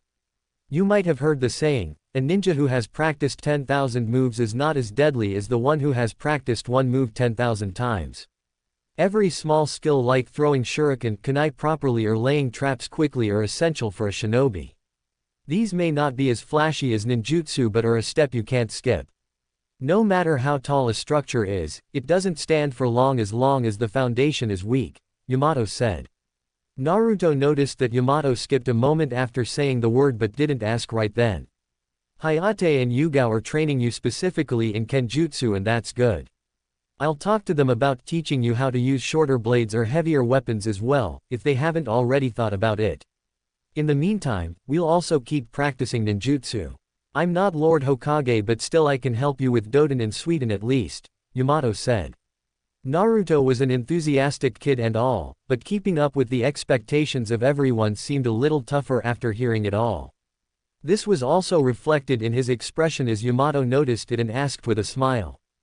Getting cold feet, are we? No, that's not it. I want to keep getting stronger and all, but, Naruto stopped at a loss for words. It happens with everyone, kid. You just have to endure and keep going. That's what it means to be a shinobi. Truth be told, I wasn't exactly on the same page with Lord Hokage when he told me that I'll have to train a kid like you who has barely gotten into the ninja academy to control the power which could destroy nations altogether. But watching you here today actually made me this that you can do it, Yamato encouraged. Is that how you really feel or are you just trying to cheer me up? I have mostly seen you serious-faced unlike Hayate-sensei, Yugao-sensei or Gigi, Naruto asked. Look, I can't go into details but listen. When I was your age, I was raised by some hardliner ninjas. It was Lord Hokage who took me under his wing afterwards and I became who I am today because of that. He said that he saw potential in me and that I'd be able to become a great asset to the Leaf Village as a shinobi, Yamato said. He added after a pause, why I'm telling you this, is because I see the same potential he was talking about then inside you, and much greater. You are quite strong as of today, and I can write it down for you that it was because of the hard work you did until now. You falter here, all that would be for nothing. Keep on enduring whatever hardships come your way, until you achieve your goal. I heard that it was to become the Hokage, and it would take nothing less than that to achieve it. Naruto felt refreshed after hearing that and stood up as he said, Arigato, sensei. I was a little gloomy for a bit but now your words have fueled me again. I'm ready to go whenever you are. Yamato smiled just a little bit knowing that this training definitely won't be a waste of time after all. Time skip, few days later. Ugh, I can't do it, sensei. We've been at this for so much time and nothing has happened. Isn't there any other method? Naruto said as he laid on his back after sitting upright for many hours now.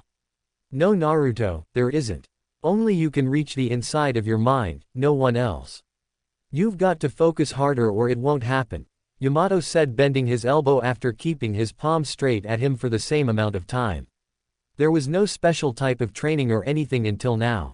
Just plain old Naruto trying to concentrate and Yamato keeping the Kyuubi at bay in case it goes out of control.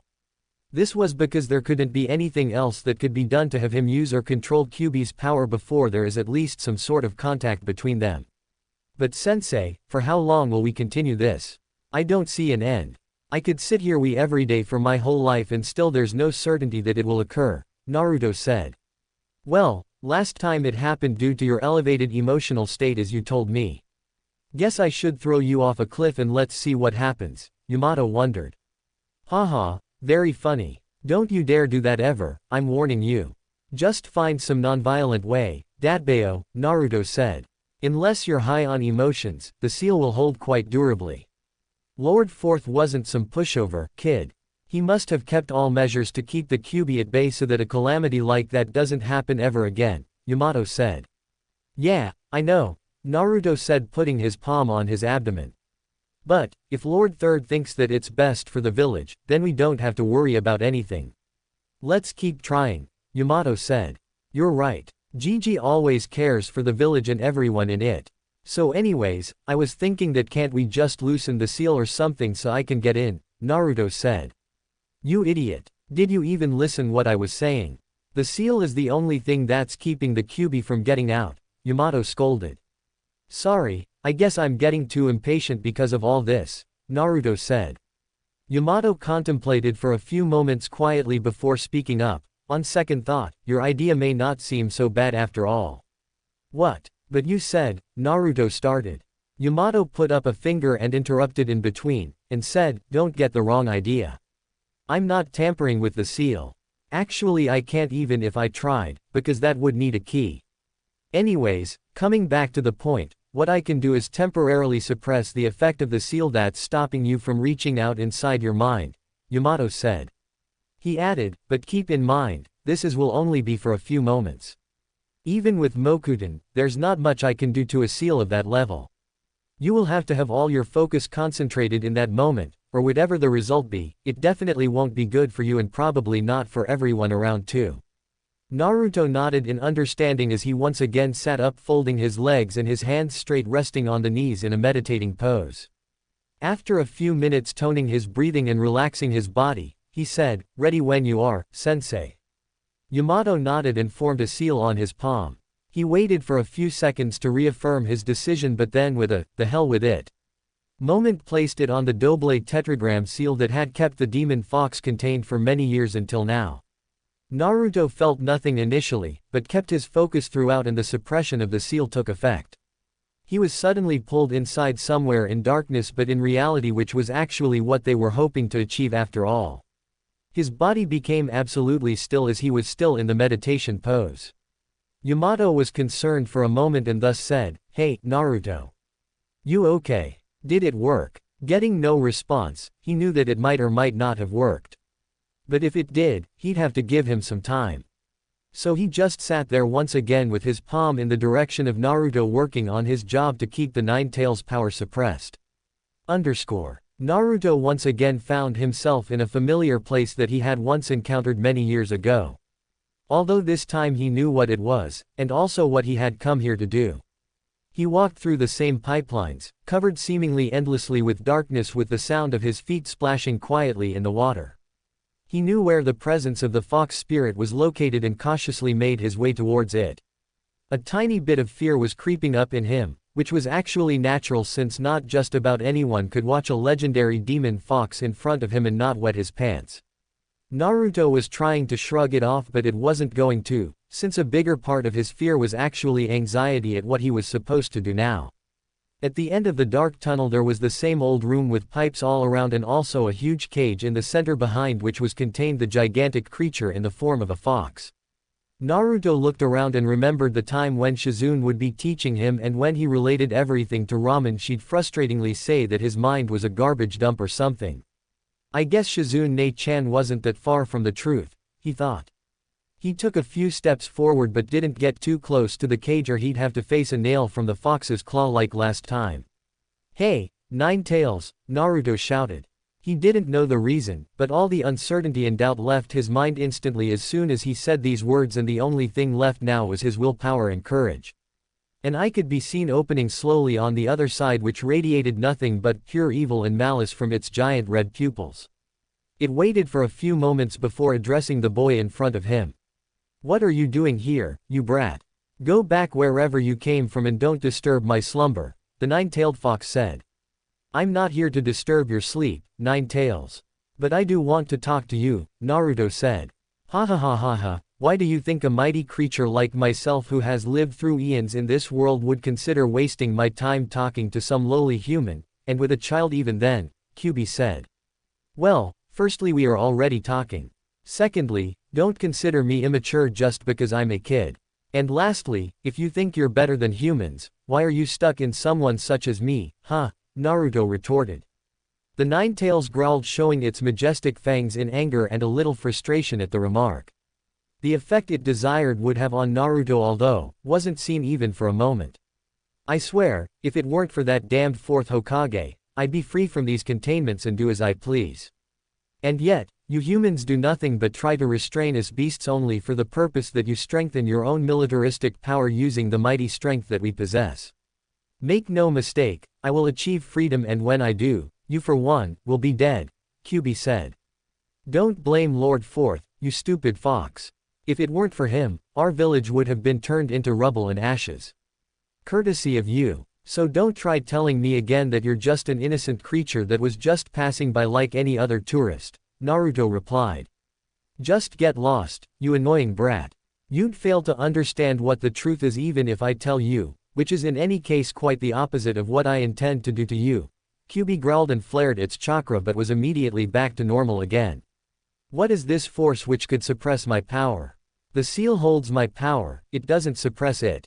No, it's something else. I'll have to find that out too, Kyubi thought. Yeah, whatever. Try what you can. I'm not afraid, I'll stop you.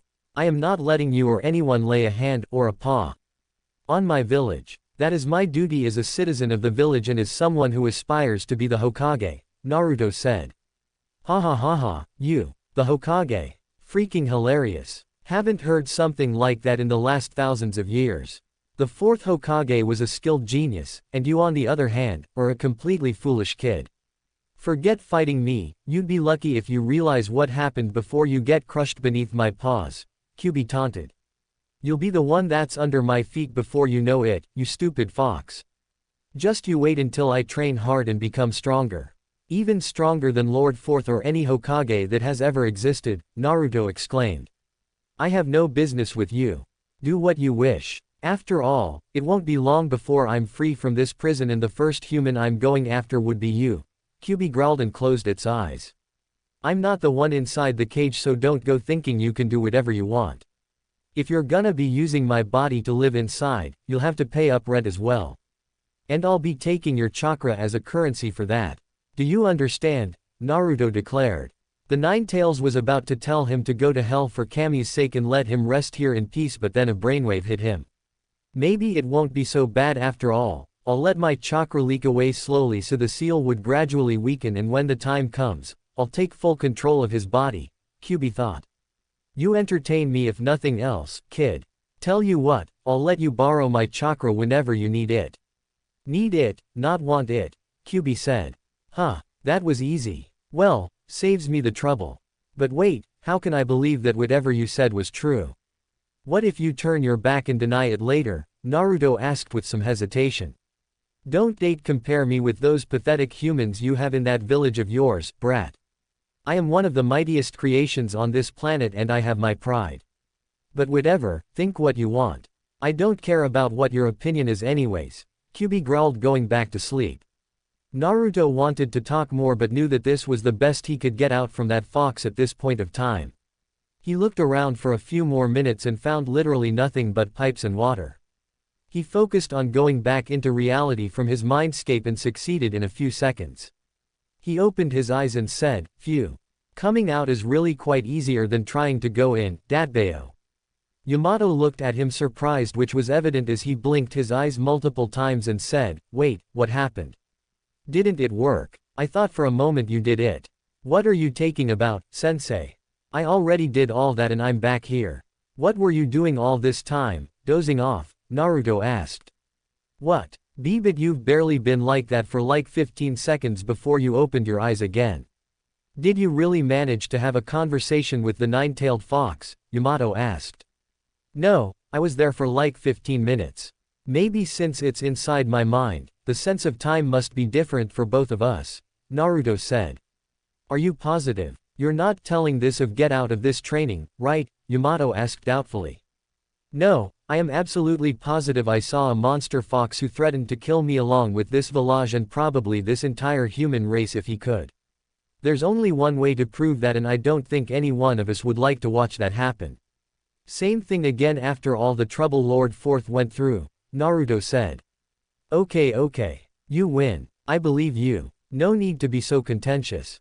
So how did it go? Judging by your behavior it doesn't seem like you could get any points across very well, Yamato said, raising his hands in defeat and then being serious again. Yeah, that stupid fox is so annoying. Acting all high and mighty. Telling me that humans are trash or something. Just wait until I leave him behind eating dust, Naruto said and exhaled sharply. You can't outmatch the Kyubi's power as easy and simple as you make it seem. Even Hokage-level shinobi can't do that in a battle of strength. It's a different story, although since we're ninja, we can always outfox the opponent, Yamato said, laughing at his own pun. Naruto stood there with a deadpan look at his poor attempt to make it humorous. But he ignored it, too uninterested to comment. I don't care about that. I'm gonna be the strongest Hokage of all. And if Shadaime Hokage could do it, then I'll be able to do it too, one way or the other, he declared. Yeah, I heard it. I've been hearing that quite a lot and your training has barely started. Don't you ever want to be a little more quiet? Yamato said. What? You don't want me to remain motivated? Naruto asked. It's not that, just keep it to yourself. Use that energy in your training rather than announcing it to everyone every 15 minutes, Yamato said. Believe it or not, saying it out loud gives me more energy and enthusiasm. And I don't have any shortage of energy if that's what you were implying in any way, Naruto replied. Just, never mind. We're going off topic here. What happened between you and the Nine Tails? Yamato asked. Nothing much. I kinda threatened him to give me chakra and he said yes, Naruto said. Yamato was standing there with his jaw hitting the ground comically along with protruding eyes. He retorted with a baffled expression, yeah, right. Do you take me for a fool? That is a demon fox who has the power to annihilate the whole village in one blow. You want me to believe you asked and it just relented. Like yeah, whatever you want Naruto-sama. Ha ha ha, that look on your face. No, it wasn't like that at all. He was quite annoying as I told you already and didn't even talk straight, Naruto said. Phew, this is not the time for jokes. Yamato breathed a sigh of relief. I never lied though. He did accept to give me chakra if the need arises. I can't be sure that it would actually be true, but judging by how high and mighty he showed himself bathing in pride, I doubt that he'll back down, Naruto said. Wow, every moment brings twists and turns when I'm with you Naruto. And I guess it would rather take control over your body later rather than dying along with you if you're in a life or death situation, Yamato theorized.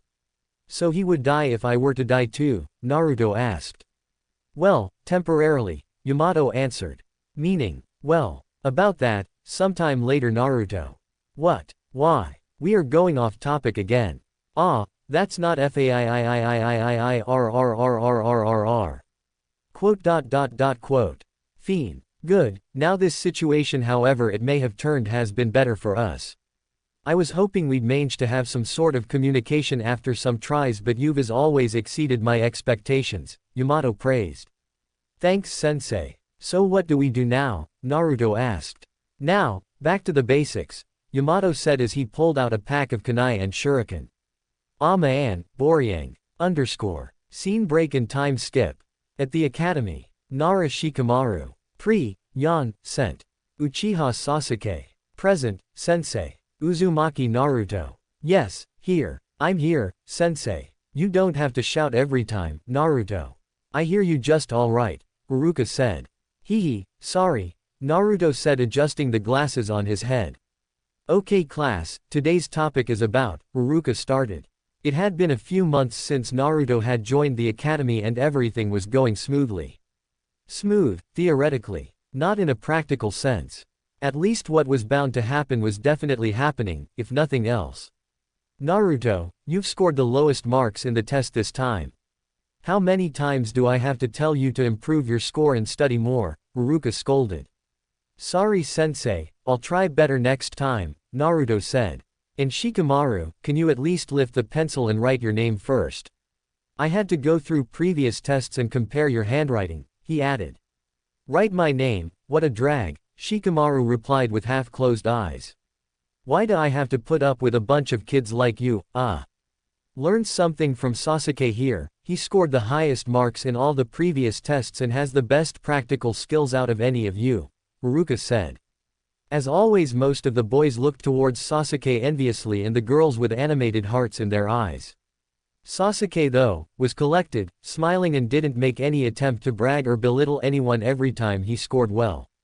It was because he had never seen Itachi do it despite him being stronger than most of the ninjas in their clan or even the entire village, and Sasuke wanted to follow in his elder brother's footsteps as he respected him a lot more than anyone else.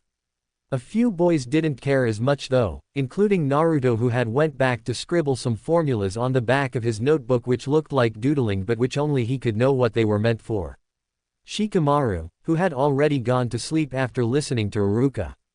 Choji, who was munching on his potato chips as always trying to hide the pack in his bag like Kiba who was trying to do the same thing but with his puppy.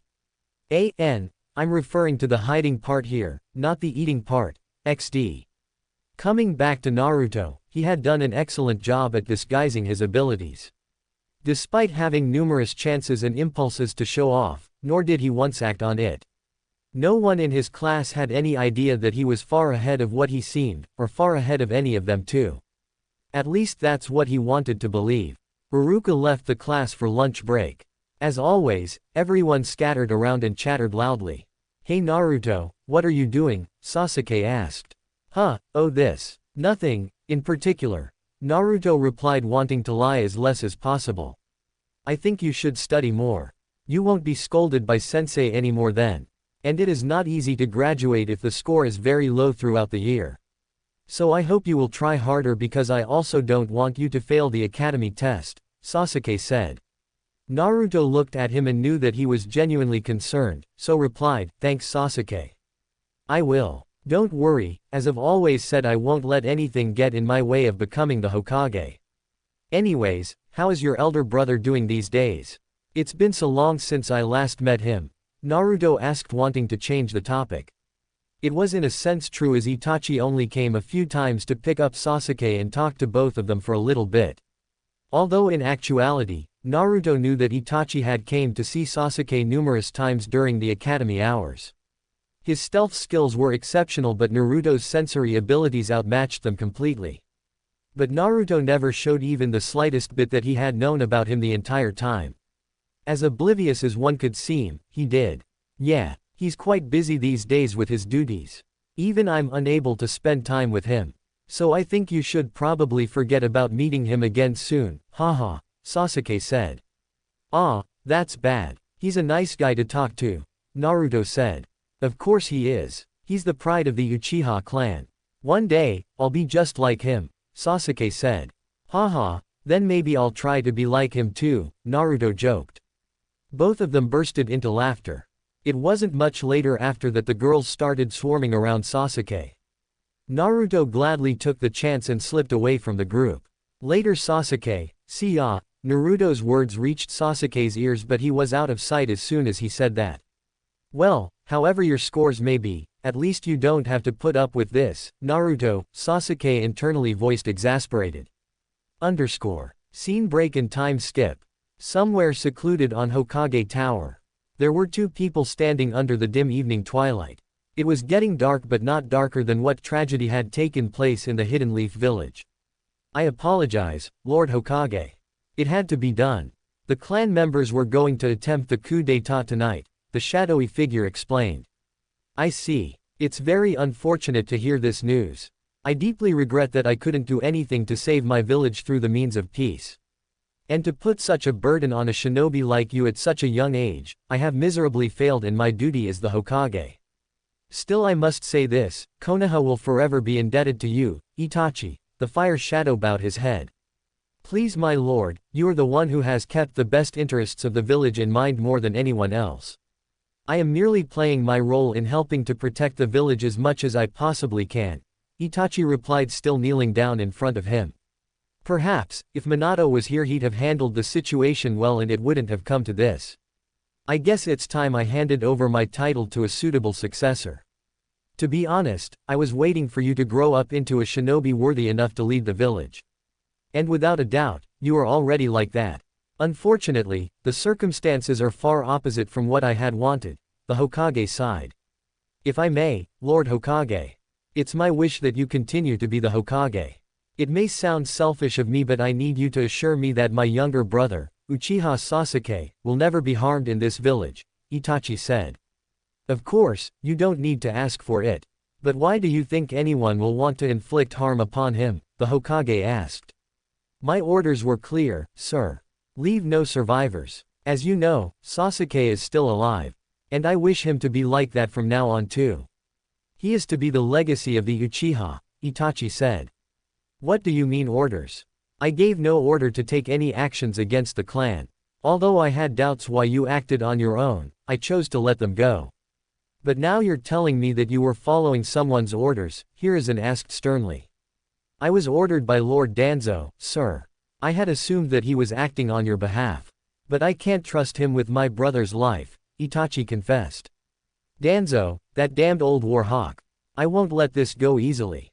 I will personally see that no harm comes to young Sasuke by Danzo or any other person in this village. Rest assured about that, but now what about you? I never would have wished for such a fine shinobi like you to be disgraced as a rogue ninja. Keep in contact with me, and ask if you need any help, the Hokage said. To be named as a rogue ninja is not a disgrace to me in the least, Lord Hokage. It is in essence of actually being a rogue ninja that is disgraceful. I am Itachi Uchiha of the Leaf, and forever will be as long as I shall live, he said. I wish the next generation of shinobi are just like you. Konoha will surely have a bright future, the Hokage said with a tiny glimpse of smile on his face for the first time after hearing the tragic news.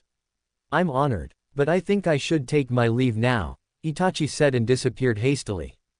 The Hokage picked this up quite quickly as he turned around maintaining a calm expression only to find someone who just arrived there. Naruto, what are you doing here?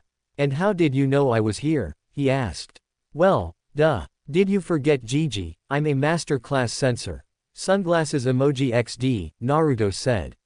Yeah, how silly of me. But that doesn't answer why are you here. What was so urgent you couldn't wait? The Hokage asked. You're asking what was so urgent. Let me ask you what was so urgent that you had to call all of my teachers at once. Who am I supposed to train with now? Naruto said in his usual loud voice. Important Anbu affairs, Naruto. It's something that requires all of them, including Hayate. You'll have to train on your own until they come back. I can't do anything about it, he said in a tone which said, don't argue, just quietly follow whatever instructions I gave or there'll be consequences.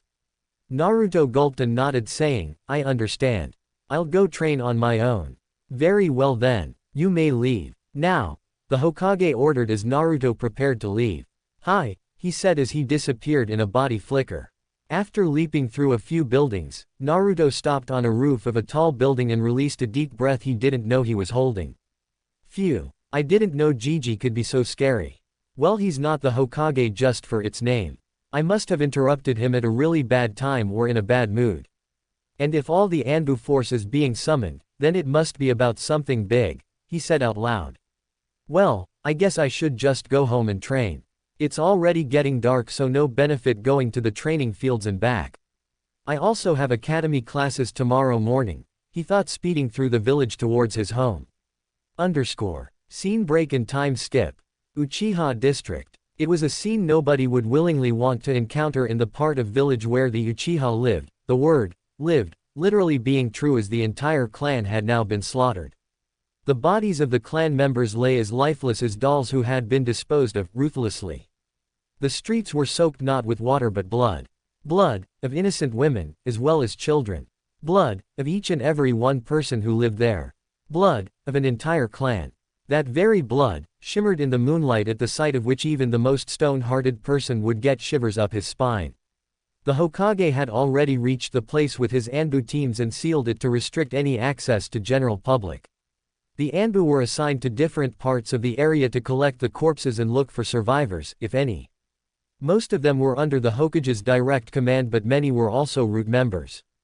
Hokage-sama, we found a survivor. Identified as Uchiha Sasuke, son of the now-deceased head of the Uchiha clan, Uchiha Fugaku.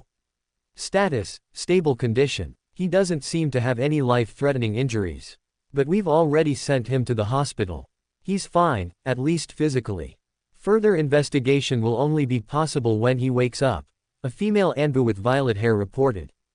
Good. Make sure he's well protected. He's in quite a danger being the last of Uchiha, the third said, eyeing Danzo. Hi, Hokage-sama, she said and vanished. Turning to his old teammate he said, Danzo, I heard you had given certain orders without consulting with me or taking my permission. It won't go unpunished. Danzo replied, with all regards, Lord Hokage, I did what I felt would be in the best interests of the Ville. Enough already. No more excuses. Your organization, the Anbu Root, is officially dissolved with immediate effect, and as is your position as my second in command. You're now nothing more than a member of the advisory council like Kaharu and Homura. And you better don't try anything stupid or there'll be consequences, the Hokage ordered in a low but stern voice. You don't know what you're doing, Hiruzen. They weren't going to settle for peaceful negotiations anyways. If I hadn't done this, the whole village would have been in a civil war, Danzo replied. One more word, my friend, and you'll regret it, was the only reply he got from the Hokage. Danzo wasn't one to be intimidated that easily, but he knew his limits. Hiruzen was the Hokage and he could very well have him arrested and executed on account of what he had done. Neither could he stage a rebellion without proper planning. So he decided to accept it for now. "Hi, Hokage-sama," he said as he bowed his head and left with two of his guards. Not more than a minute later, he was stopped by one of his own bodyguard, making him even more irritated. "Now what do you?" He was completely taken aback to see a set of menacing crimson eyes known as the Sharingan digging deeply into his own. What are you doing here?" he asked, subconsciously sweating. "I heard the conversation between you and Hokage-sama there. Doesn't look like there's much left for you to do. And it's good that way. But that's not why I'm here," he said. "Just a reminder, Danzo-san. I know for a fact that you love this village as much as I do and wouldn't want anything bad to happen.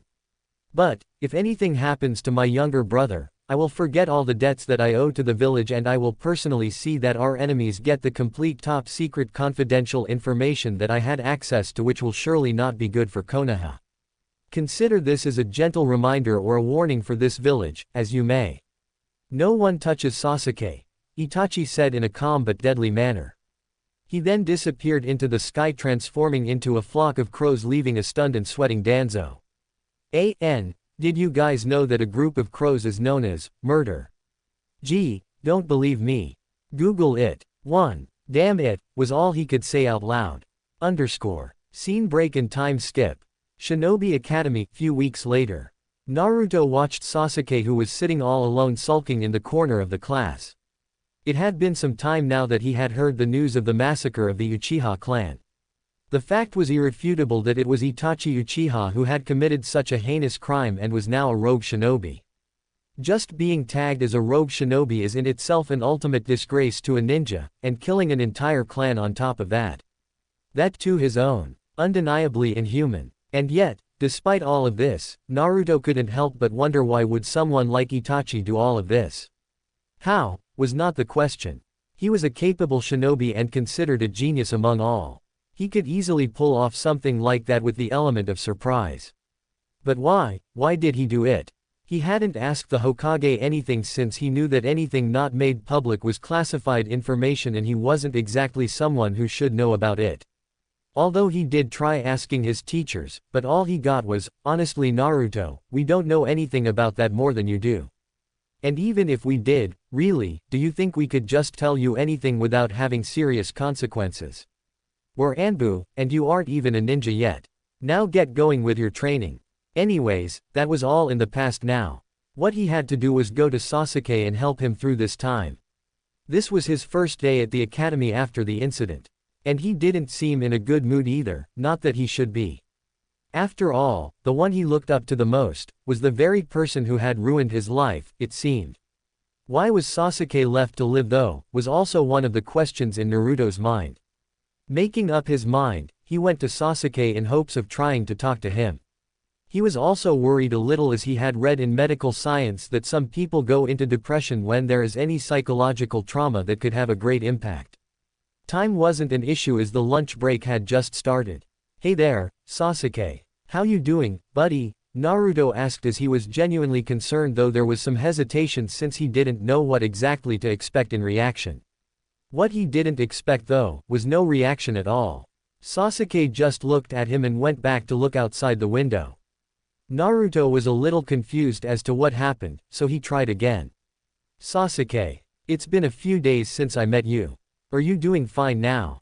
Sasuke said in a low but sharp voice without ever turning his gaze from the window. "Get lost, Naruto." Naruto kept on trying to talk to him despite the cold attitude he was receiving, since he didn't want to break what friendship they had just because he was upset. "Sasuke, please listen to me.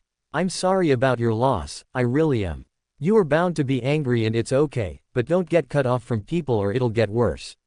Trust me, I understand how you feel. And I don't even know what to say about Itachi except that I am as baffled as you must be. Just talk to someone, anyone, if not me," Naruto said. Sasuke had already stopped listening when he heard the name Itachi. Anger flared up inside him and he acted on it immediately as he stood up facing Naruto as soon as he had finished speaking. "You say you understand how I feel. Have you ever lost your parents?" To your own brother. And with them your entire clan. The one you revered the most suddenly up your life. No you don't Naruto. And how do you know, you don't even have a clan or had parents in the first place. So just get your shit out of my face, Sasuke said. He had said this in a not so loud voice but the fangirls sulking around in some distance because their dear Sasuke wouldn't talk to anyone noticed his angry expression. As expected, they made their way to Naruto to beat some sense into him and maybe get a good impression from Sasuke.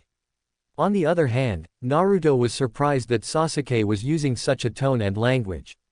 He had never seen him like this as he was always polite to everyone else before including himself. Sasuke cool down I didn't mean to. Naruto was pushed away harshly by Sasuke before he could say anything to him. Naruto could have easily blocked or dodged it but it was against his code that no one should be aware of his strength. The outcome was that he stumbled backwards and into somebody on his side just behind. The force was enough for both of them to lose their balance and trip down on the floor sliding across the wide stairs a bit. The fangirls ignored Naruto and immediately surrounded Sasuke asking if he's hurt or if Naruto did something. Sakura was the most enthusiastic one but all of them were turned down as he calmed down and left the room as now most of the eyes were fixed upon what was going on. Meanwhile, Naruto opened his eyes feeling the weight of somebody else on him only to find a light blue set of eyes upon him. What's peculiar was the other person was equally transfixed into the deep ocean blue eyes of Naruto. Ino. Right, it had to be Ino. She was among the fangirls but fell down along with Naruto, although she wasn't hurt as she was above him and he felt all the pain. Anyways, at the moment she was trying to interpret what had happened so suddenly. Not that she fell down, but what she had felt when she looked into the eyes of this young ninja. Her clan had a special ability known throughout the land that they were able to tap into the minds of their opponents. Involuntarily, something of that sort did occur with her, probably. And that was even more surprising as she felt Naruto to be way more powerful than anyone else in the class. Not to mention he did feel toned under the loose clothes he always wore. Wow, who'd have thought that? Hey Ino, are you listening? Naruto said taking her out of her thoughts. Naruto. You idiot, why'd you have to stumble to me? Now get the hell away, she said. Okay but you would have to move first, he said innocently. She quickly realized that they weren't in a position that she'd want anyone to look at. She quickly stood up and straightened as Sasuke walked out of the room. Well, phew, that was good. Nobody saw them like that. You are not to tell anyone about this, okay? If you do I'll punch you so much you won't be able to identify yourself, Ino said. Whatever. It isn't like I would go gossiping about such a small thing. Later. Naruto said and walked away leaving a fuming Ino who thought she was being ignored. Naruto although, was more concerned about what happened with Sasuke. He had reached a stage where he was being violent. Not a good sign, but still, there was something more Naruto could see other than anger, and it was far more reaching than anger. Ego. Anger was temporary. But once someone becomes egoistic, it's quite tough to turn back. He was walking and thinking over it facing downwards when he heard a feminine voice directed at him. Naruto-san, you're not hurt right, she said. Huh? Naruto reflexively said as he looked up. Are you alright? She repeated with constantly increasing blush on her face. Oh, I'm alright. That was nothing at all. But thanks for asking, Hinata right, he said. Yes. She replied. It's nice to meet you. Didn't see you around very much though, he said extending a hand. It's nice to meet you too. And yes, sorry about that, Hinata said not knowing what to say as she had always sneaked out in lunch eating alone due to her shyness. Nothing to be sorry about, Hinata. But hey, why do I feel like I've met you somewhere before, he asked. Hinata's blush intensified suddenly as she thought, he remembers that time. And he remembered me too. Maybe it was the time when I was lost in town and you saved me from some bullies. Thank you for that again, she said fidgeting her fingers. Her trademark move XD. Yeah, that's right, now I remember. And sorry from my side this time, I forgot. But hey, are you okay Hinata? You're looking so red, you don't have a fever or something, right? Naruto said. Hinata was unable to reply anything much longer so she said, I have to go for lunch, Naruto-san. Maybe I'll see you later. Oh, right. Thanks again for checking on me.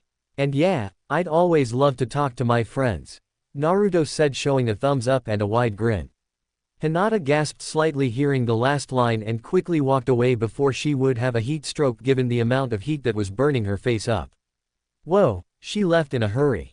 Well, I gotta go have lunch too, Naruto said. A group of students came back to the classroom after packing up their finished lunchboxes. They had all become good friends in the past few months, including Naruto as well as Sasuke. Shikamaru, I really wish we could go live at Choji's place. His mom makes such good food I can eat it forever, Naruto said. No thanks, I'd like to just go to my own home and sleep in my backyard watching the clouds drift by, Shikamaru replied, yawning. Thanks, Naruto. I'll have mom pack some more from tomorrow on if you like it, Choji said. No, I was just joking. I mean, not joking about the food, it was awesome. But I don't want her to have to do extra work because of me. I'll make sure to only take it from your share of food, my dear friend, Naruto teased. Yeah, like hell. I require certain amount of calories and I take them whatever happens, regularly, Choji replied. Yeah, we can see that in your good shape, Naruto joked. What did you just say? Choji said in an angry voice. I mean your health is as good as ever, Naruto's sweat dropped. Suddenly Choji started laughing and said, well, you're not the only one who gets to pull someone's leg. Everyone else started laughing too except for Shikamaru, who was yawning, and Shino, who remained quiet as always. Kiba said, now we'll have to deal with classes again. I'm tired. We should get more training than these boring classes. This is a ninja academy, after all. We have to be able to understand things before we go apply them so that we don't go into battles without having a clue what's going on. It's essential for a ninja, Naruto cleared. Yeah right, as if I'd listen to someone like you. Do you remember who has the lowest grade average in our whole class? Yeah, it's you, Kiba retorted. This was still what everyone thought in the class, that Naruto was just a dumb knucklehead. Except for one guy. Guess who? Right, Shikamaru, of course. This guy was literally too smart not to notice the little things. He had also confronted Naruto about his doubts when he first observed something out of ordinary. And Naruto had thought clearly about it beforehand, since the members of the Nara clan are the most curious ones, even though they're lazy as hell. He had indirectly told Shikamaru that his analysis was correct and Naruto indeed wasn't as he looked like. Upon confirmation, he also asked Shikamaru not to tell anyone about it, just in case. As expected, Shikamaru assured him that it won't happen as gossiping was too much work anyway. Rest of them, though, didn't have a clue. Hey guys, I want to ask something. It's about Sasuke, Naruto said. About how he pushed you around today. Or how he ignored and belittled us when we went to check on him earlier. No thanks. I don't want to have anything to do with him now. Here we are trying to help him and he's acting all high and mighty because of Kami knows what, Kiba said angrily. It's true, Naruto. We did go to check on him before, Choji said, munching some newly opened potato chips. Indeed, his behavior was not one would expect from him in this time, Shino said. Whoa Shino, you can talk too, Kiba joked. Shut up, Kiba, he replied in the same neutral expression. Okay guys, I see. It can't be helped. It's up to him now, I guess. All we can do is let him take his time. Naruto sighed as the teacher entered for the next class. Scene break and time skip. Training grounds. So what will we be training today, sensei? The usual sparring, Naruto asked. No, it's time for something advanced. You can practice when you're alone, since there's always scope for improvement. For now, it won't help even if we spar with you continuously. So we'll be going to the next lesson. I hope you're ready, Hayate said. I'm always ready, Datbeo, said Naruto. Yeah we get it already, just calm down. Now listen carefully, this exercise is different than the others and is a quite advanced version of Kenjutsu, Yugao said. Wow, I'm getting to learn an advanced technique right now.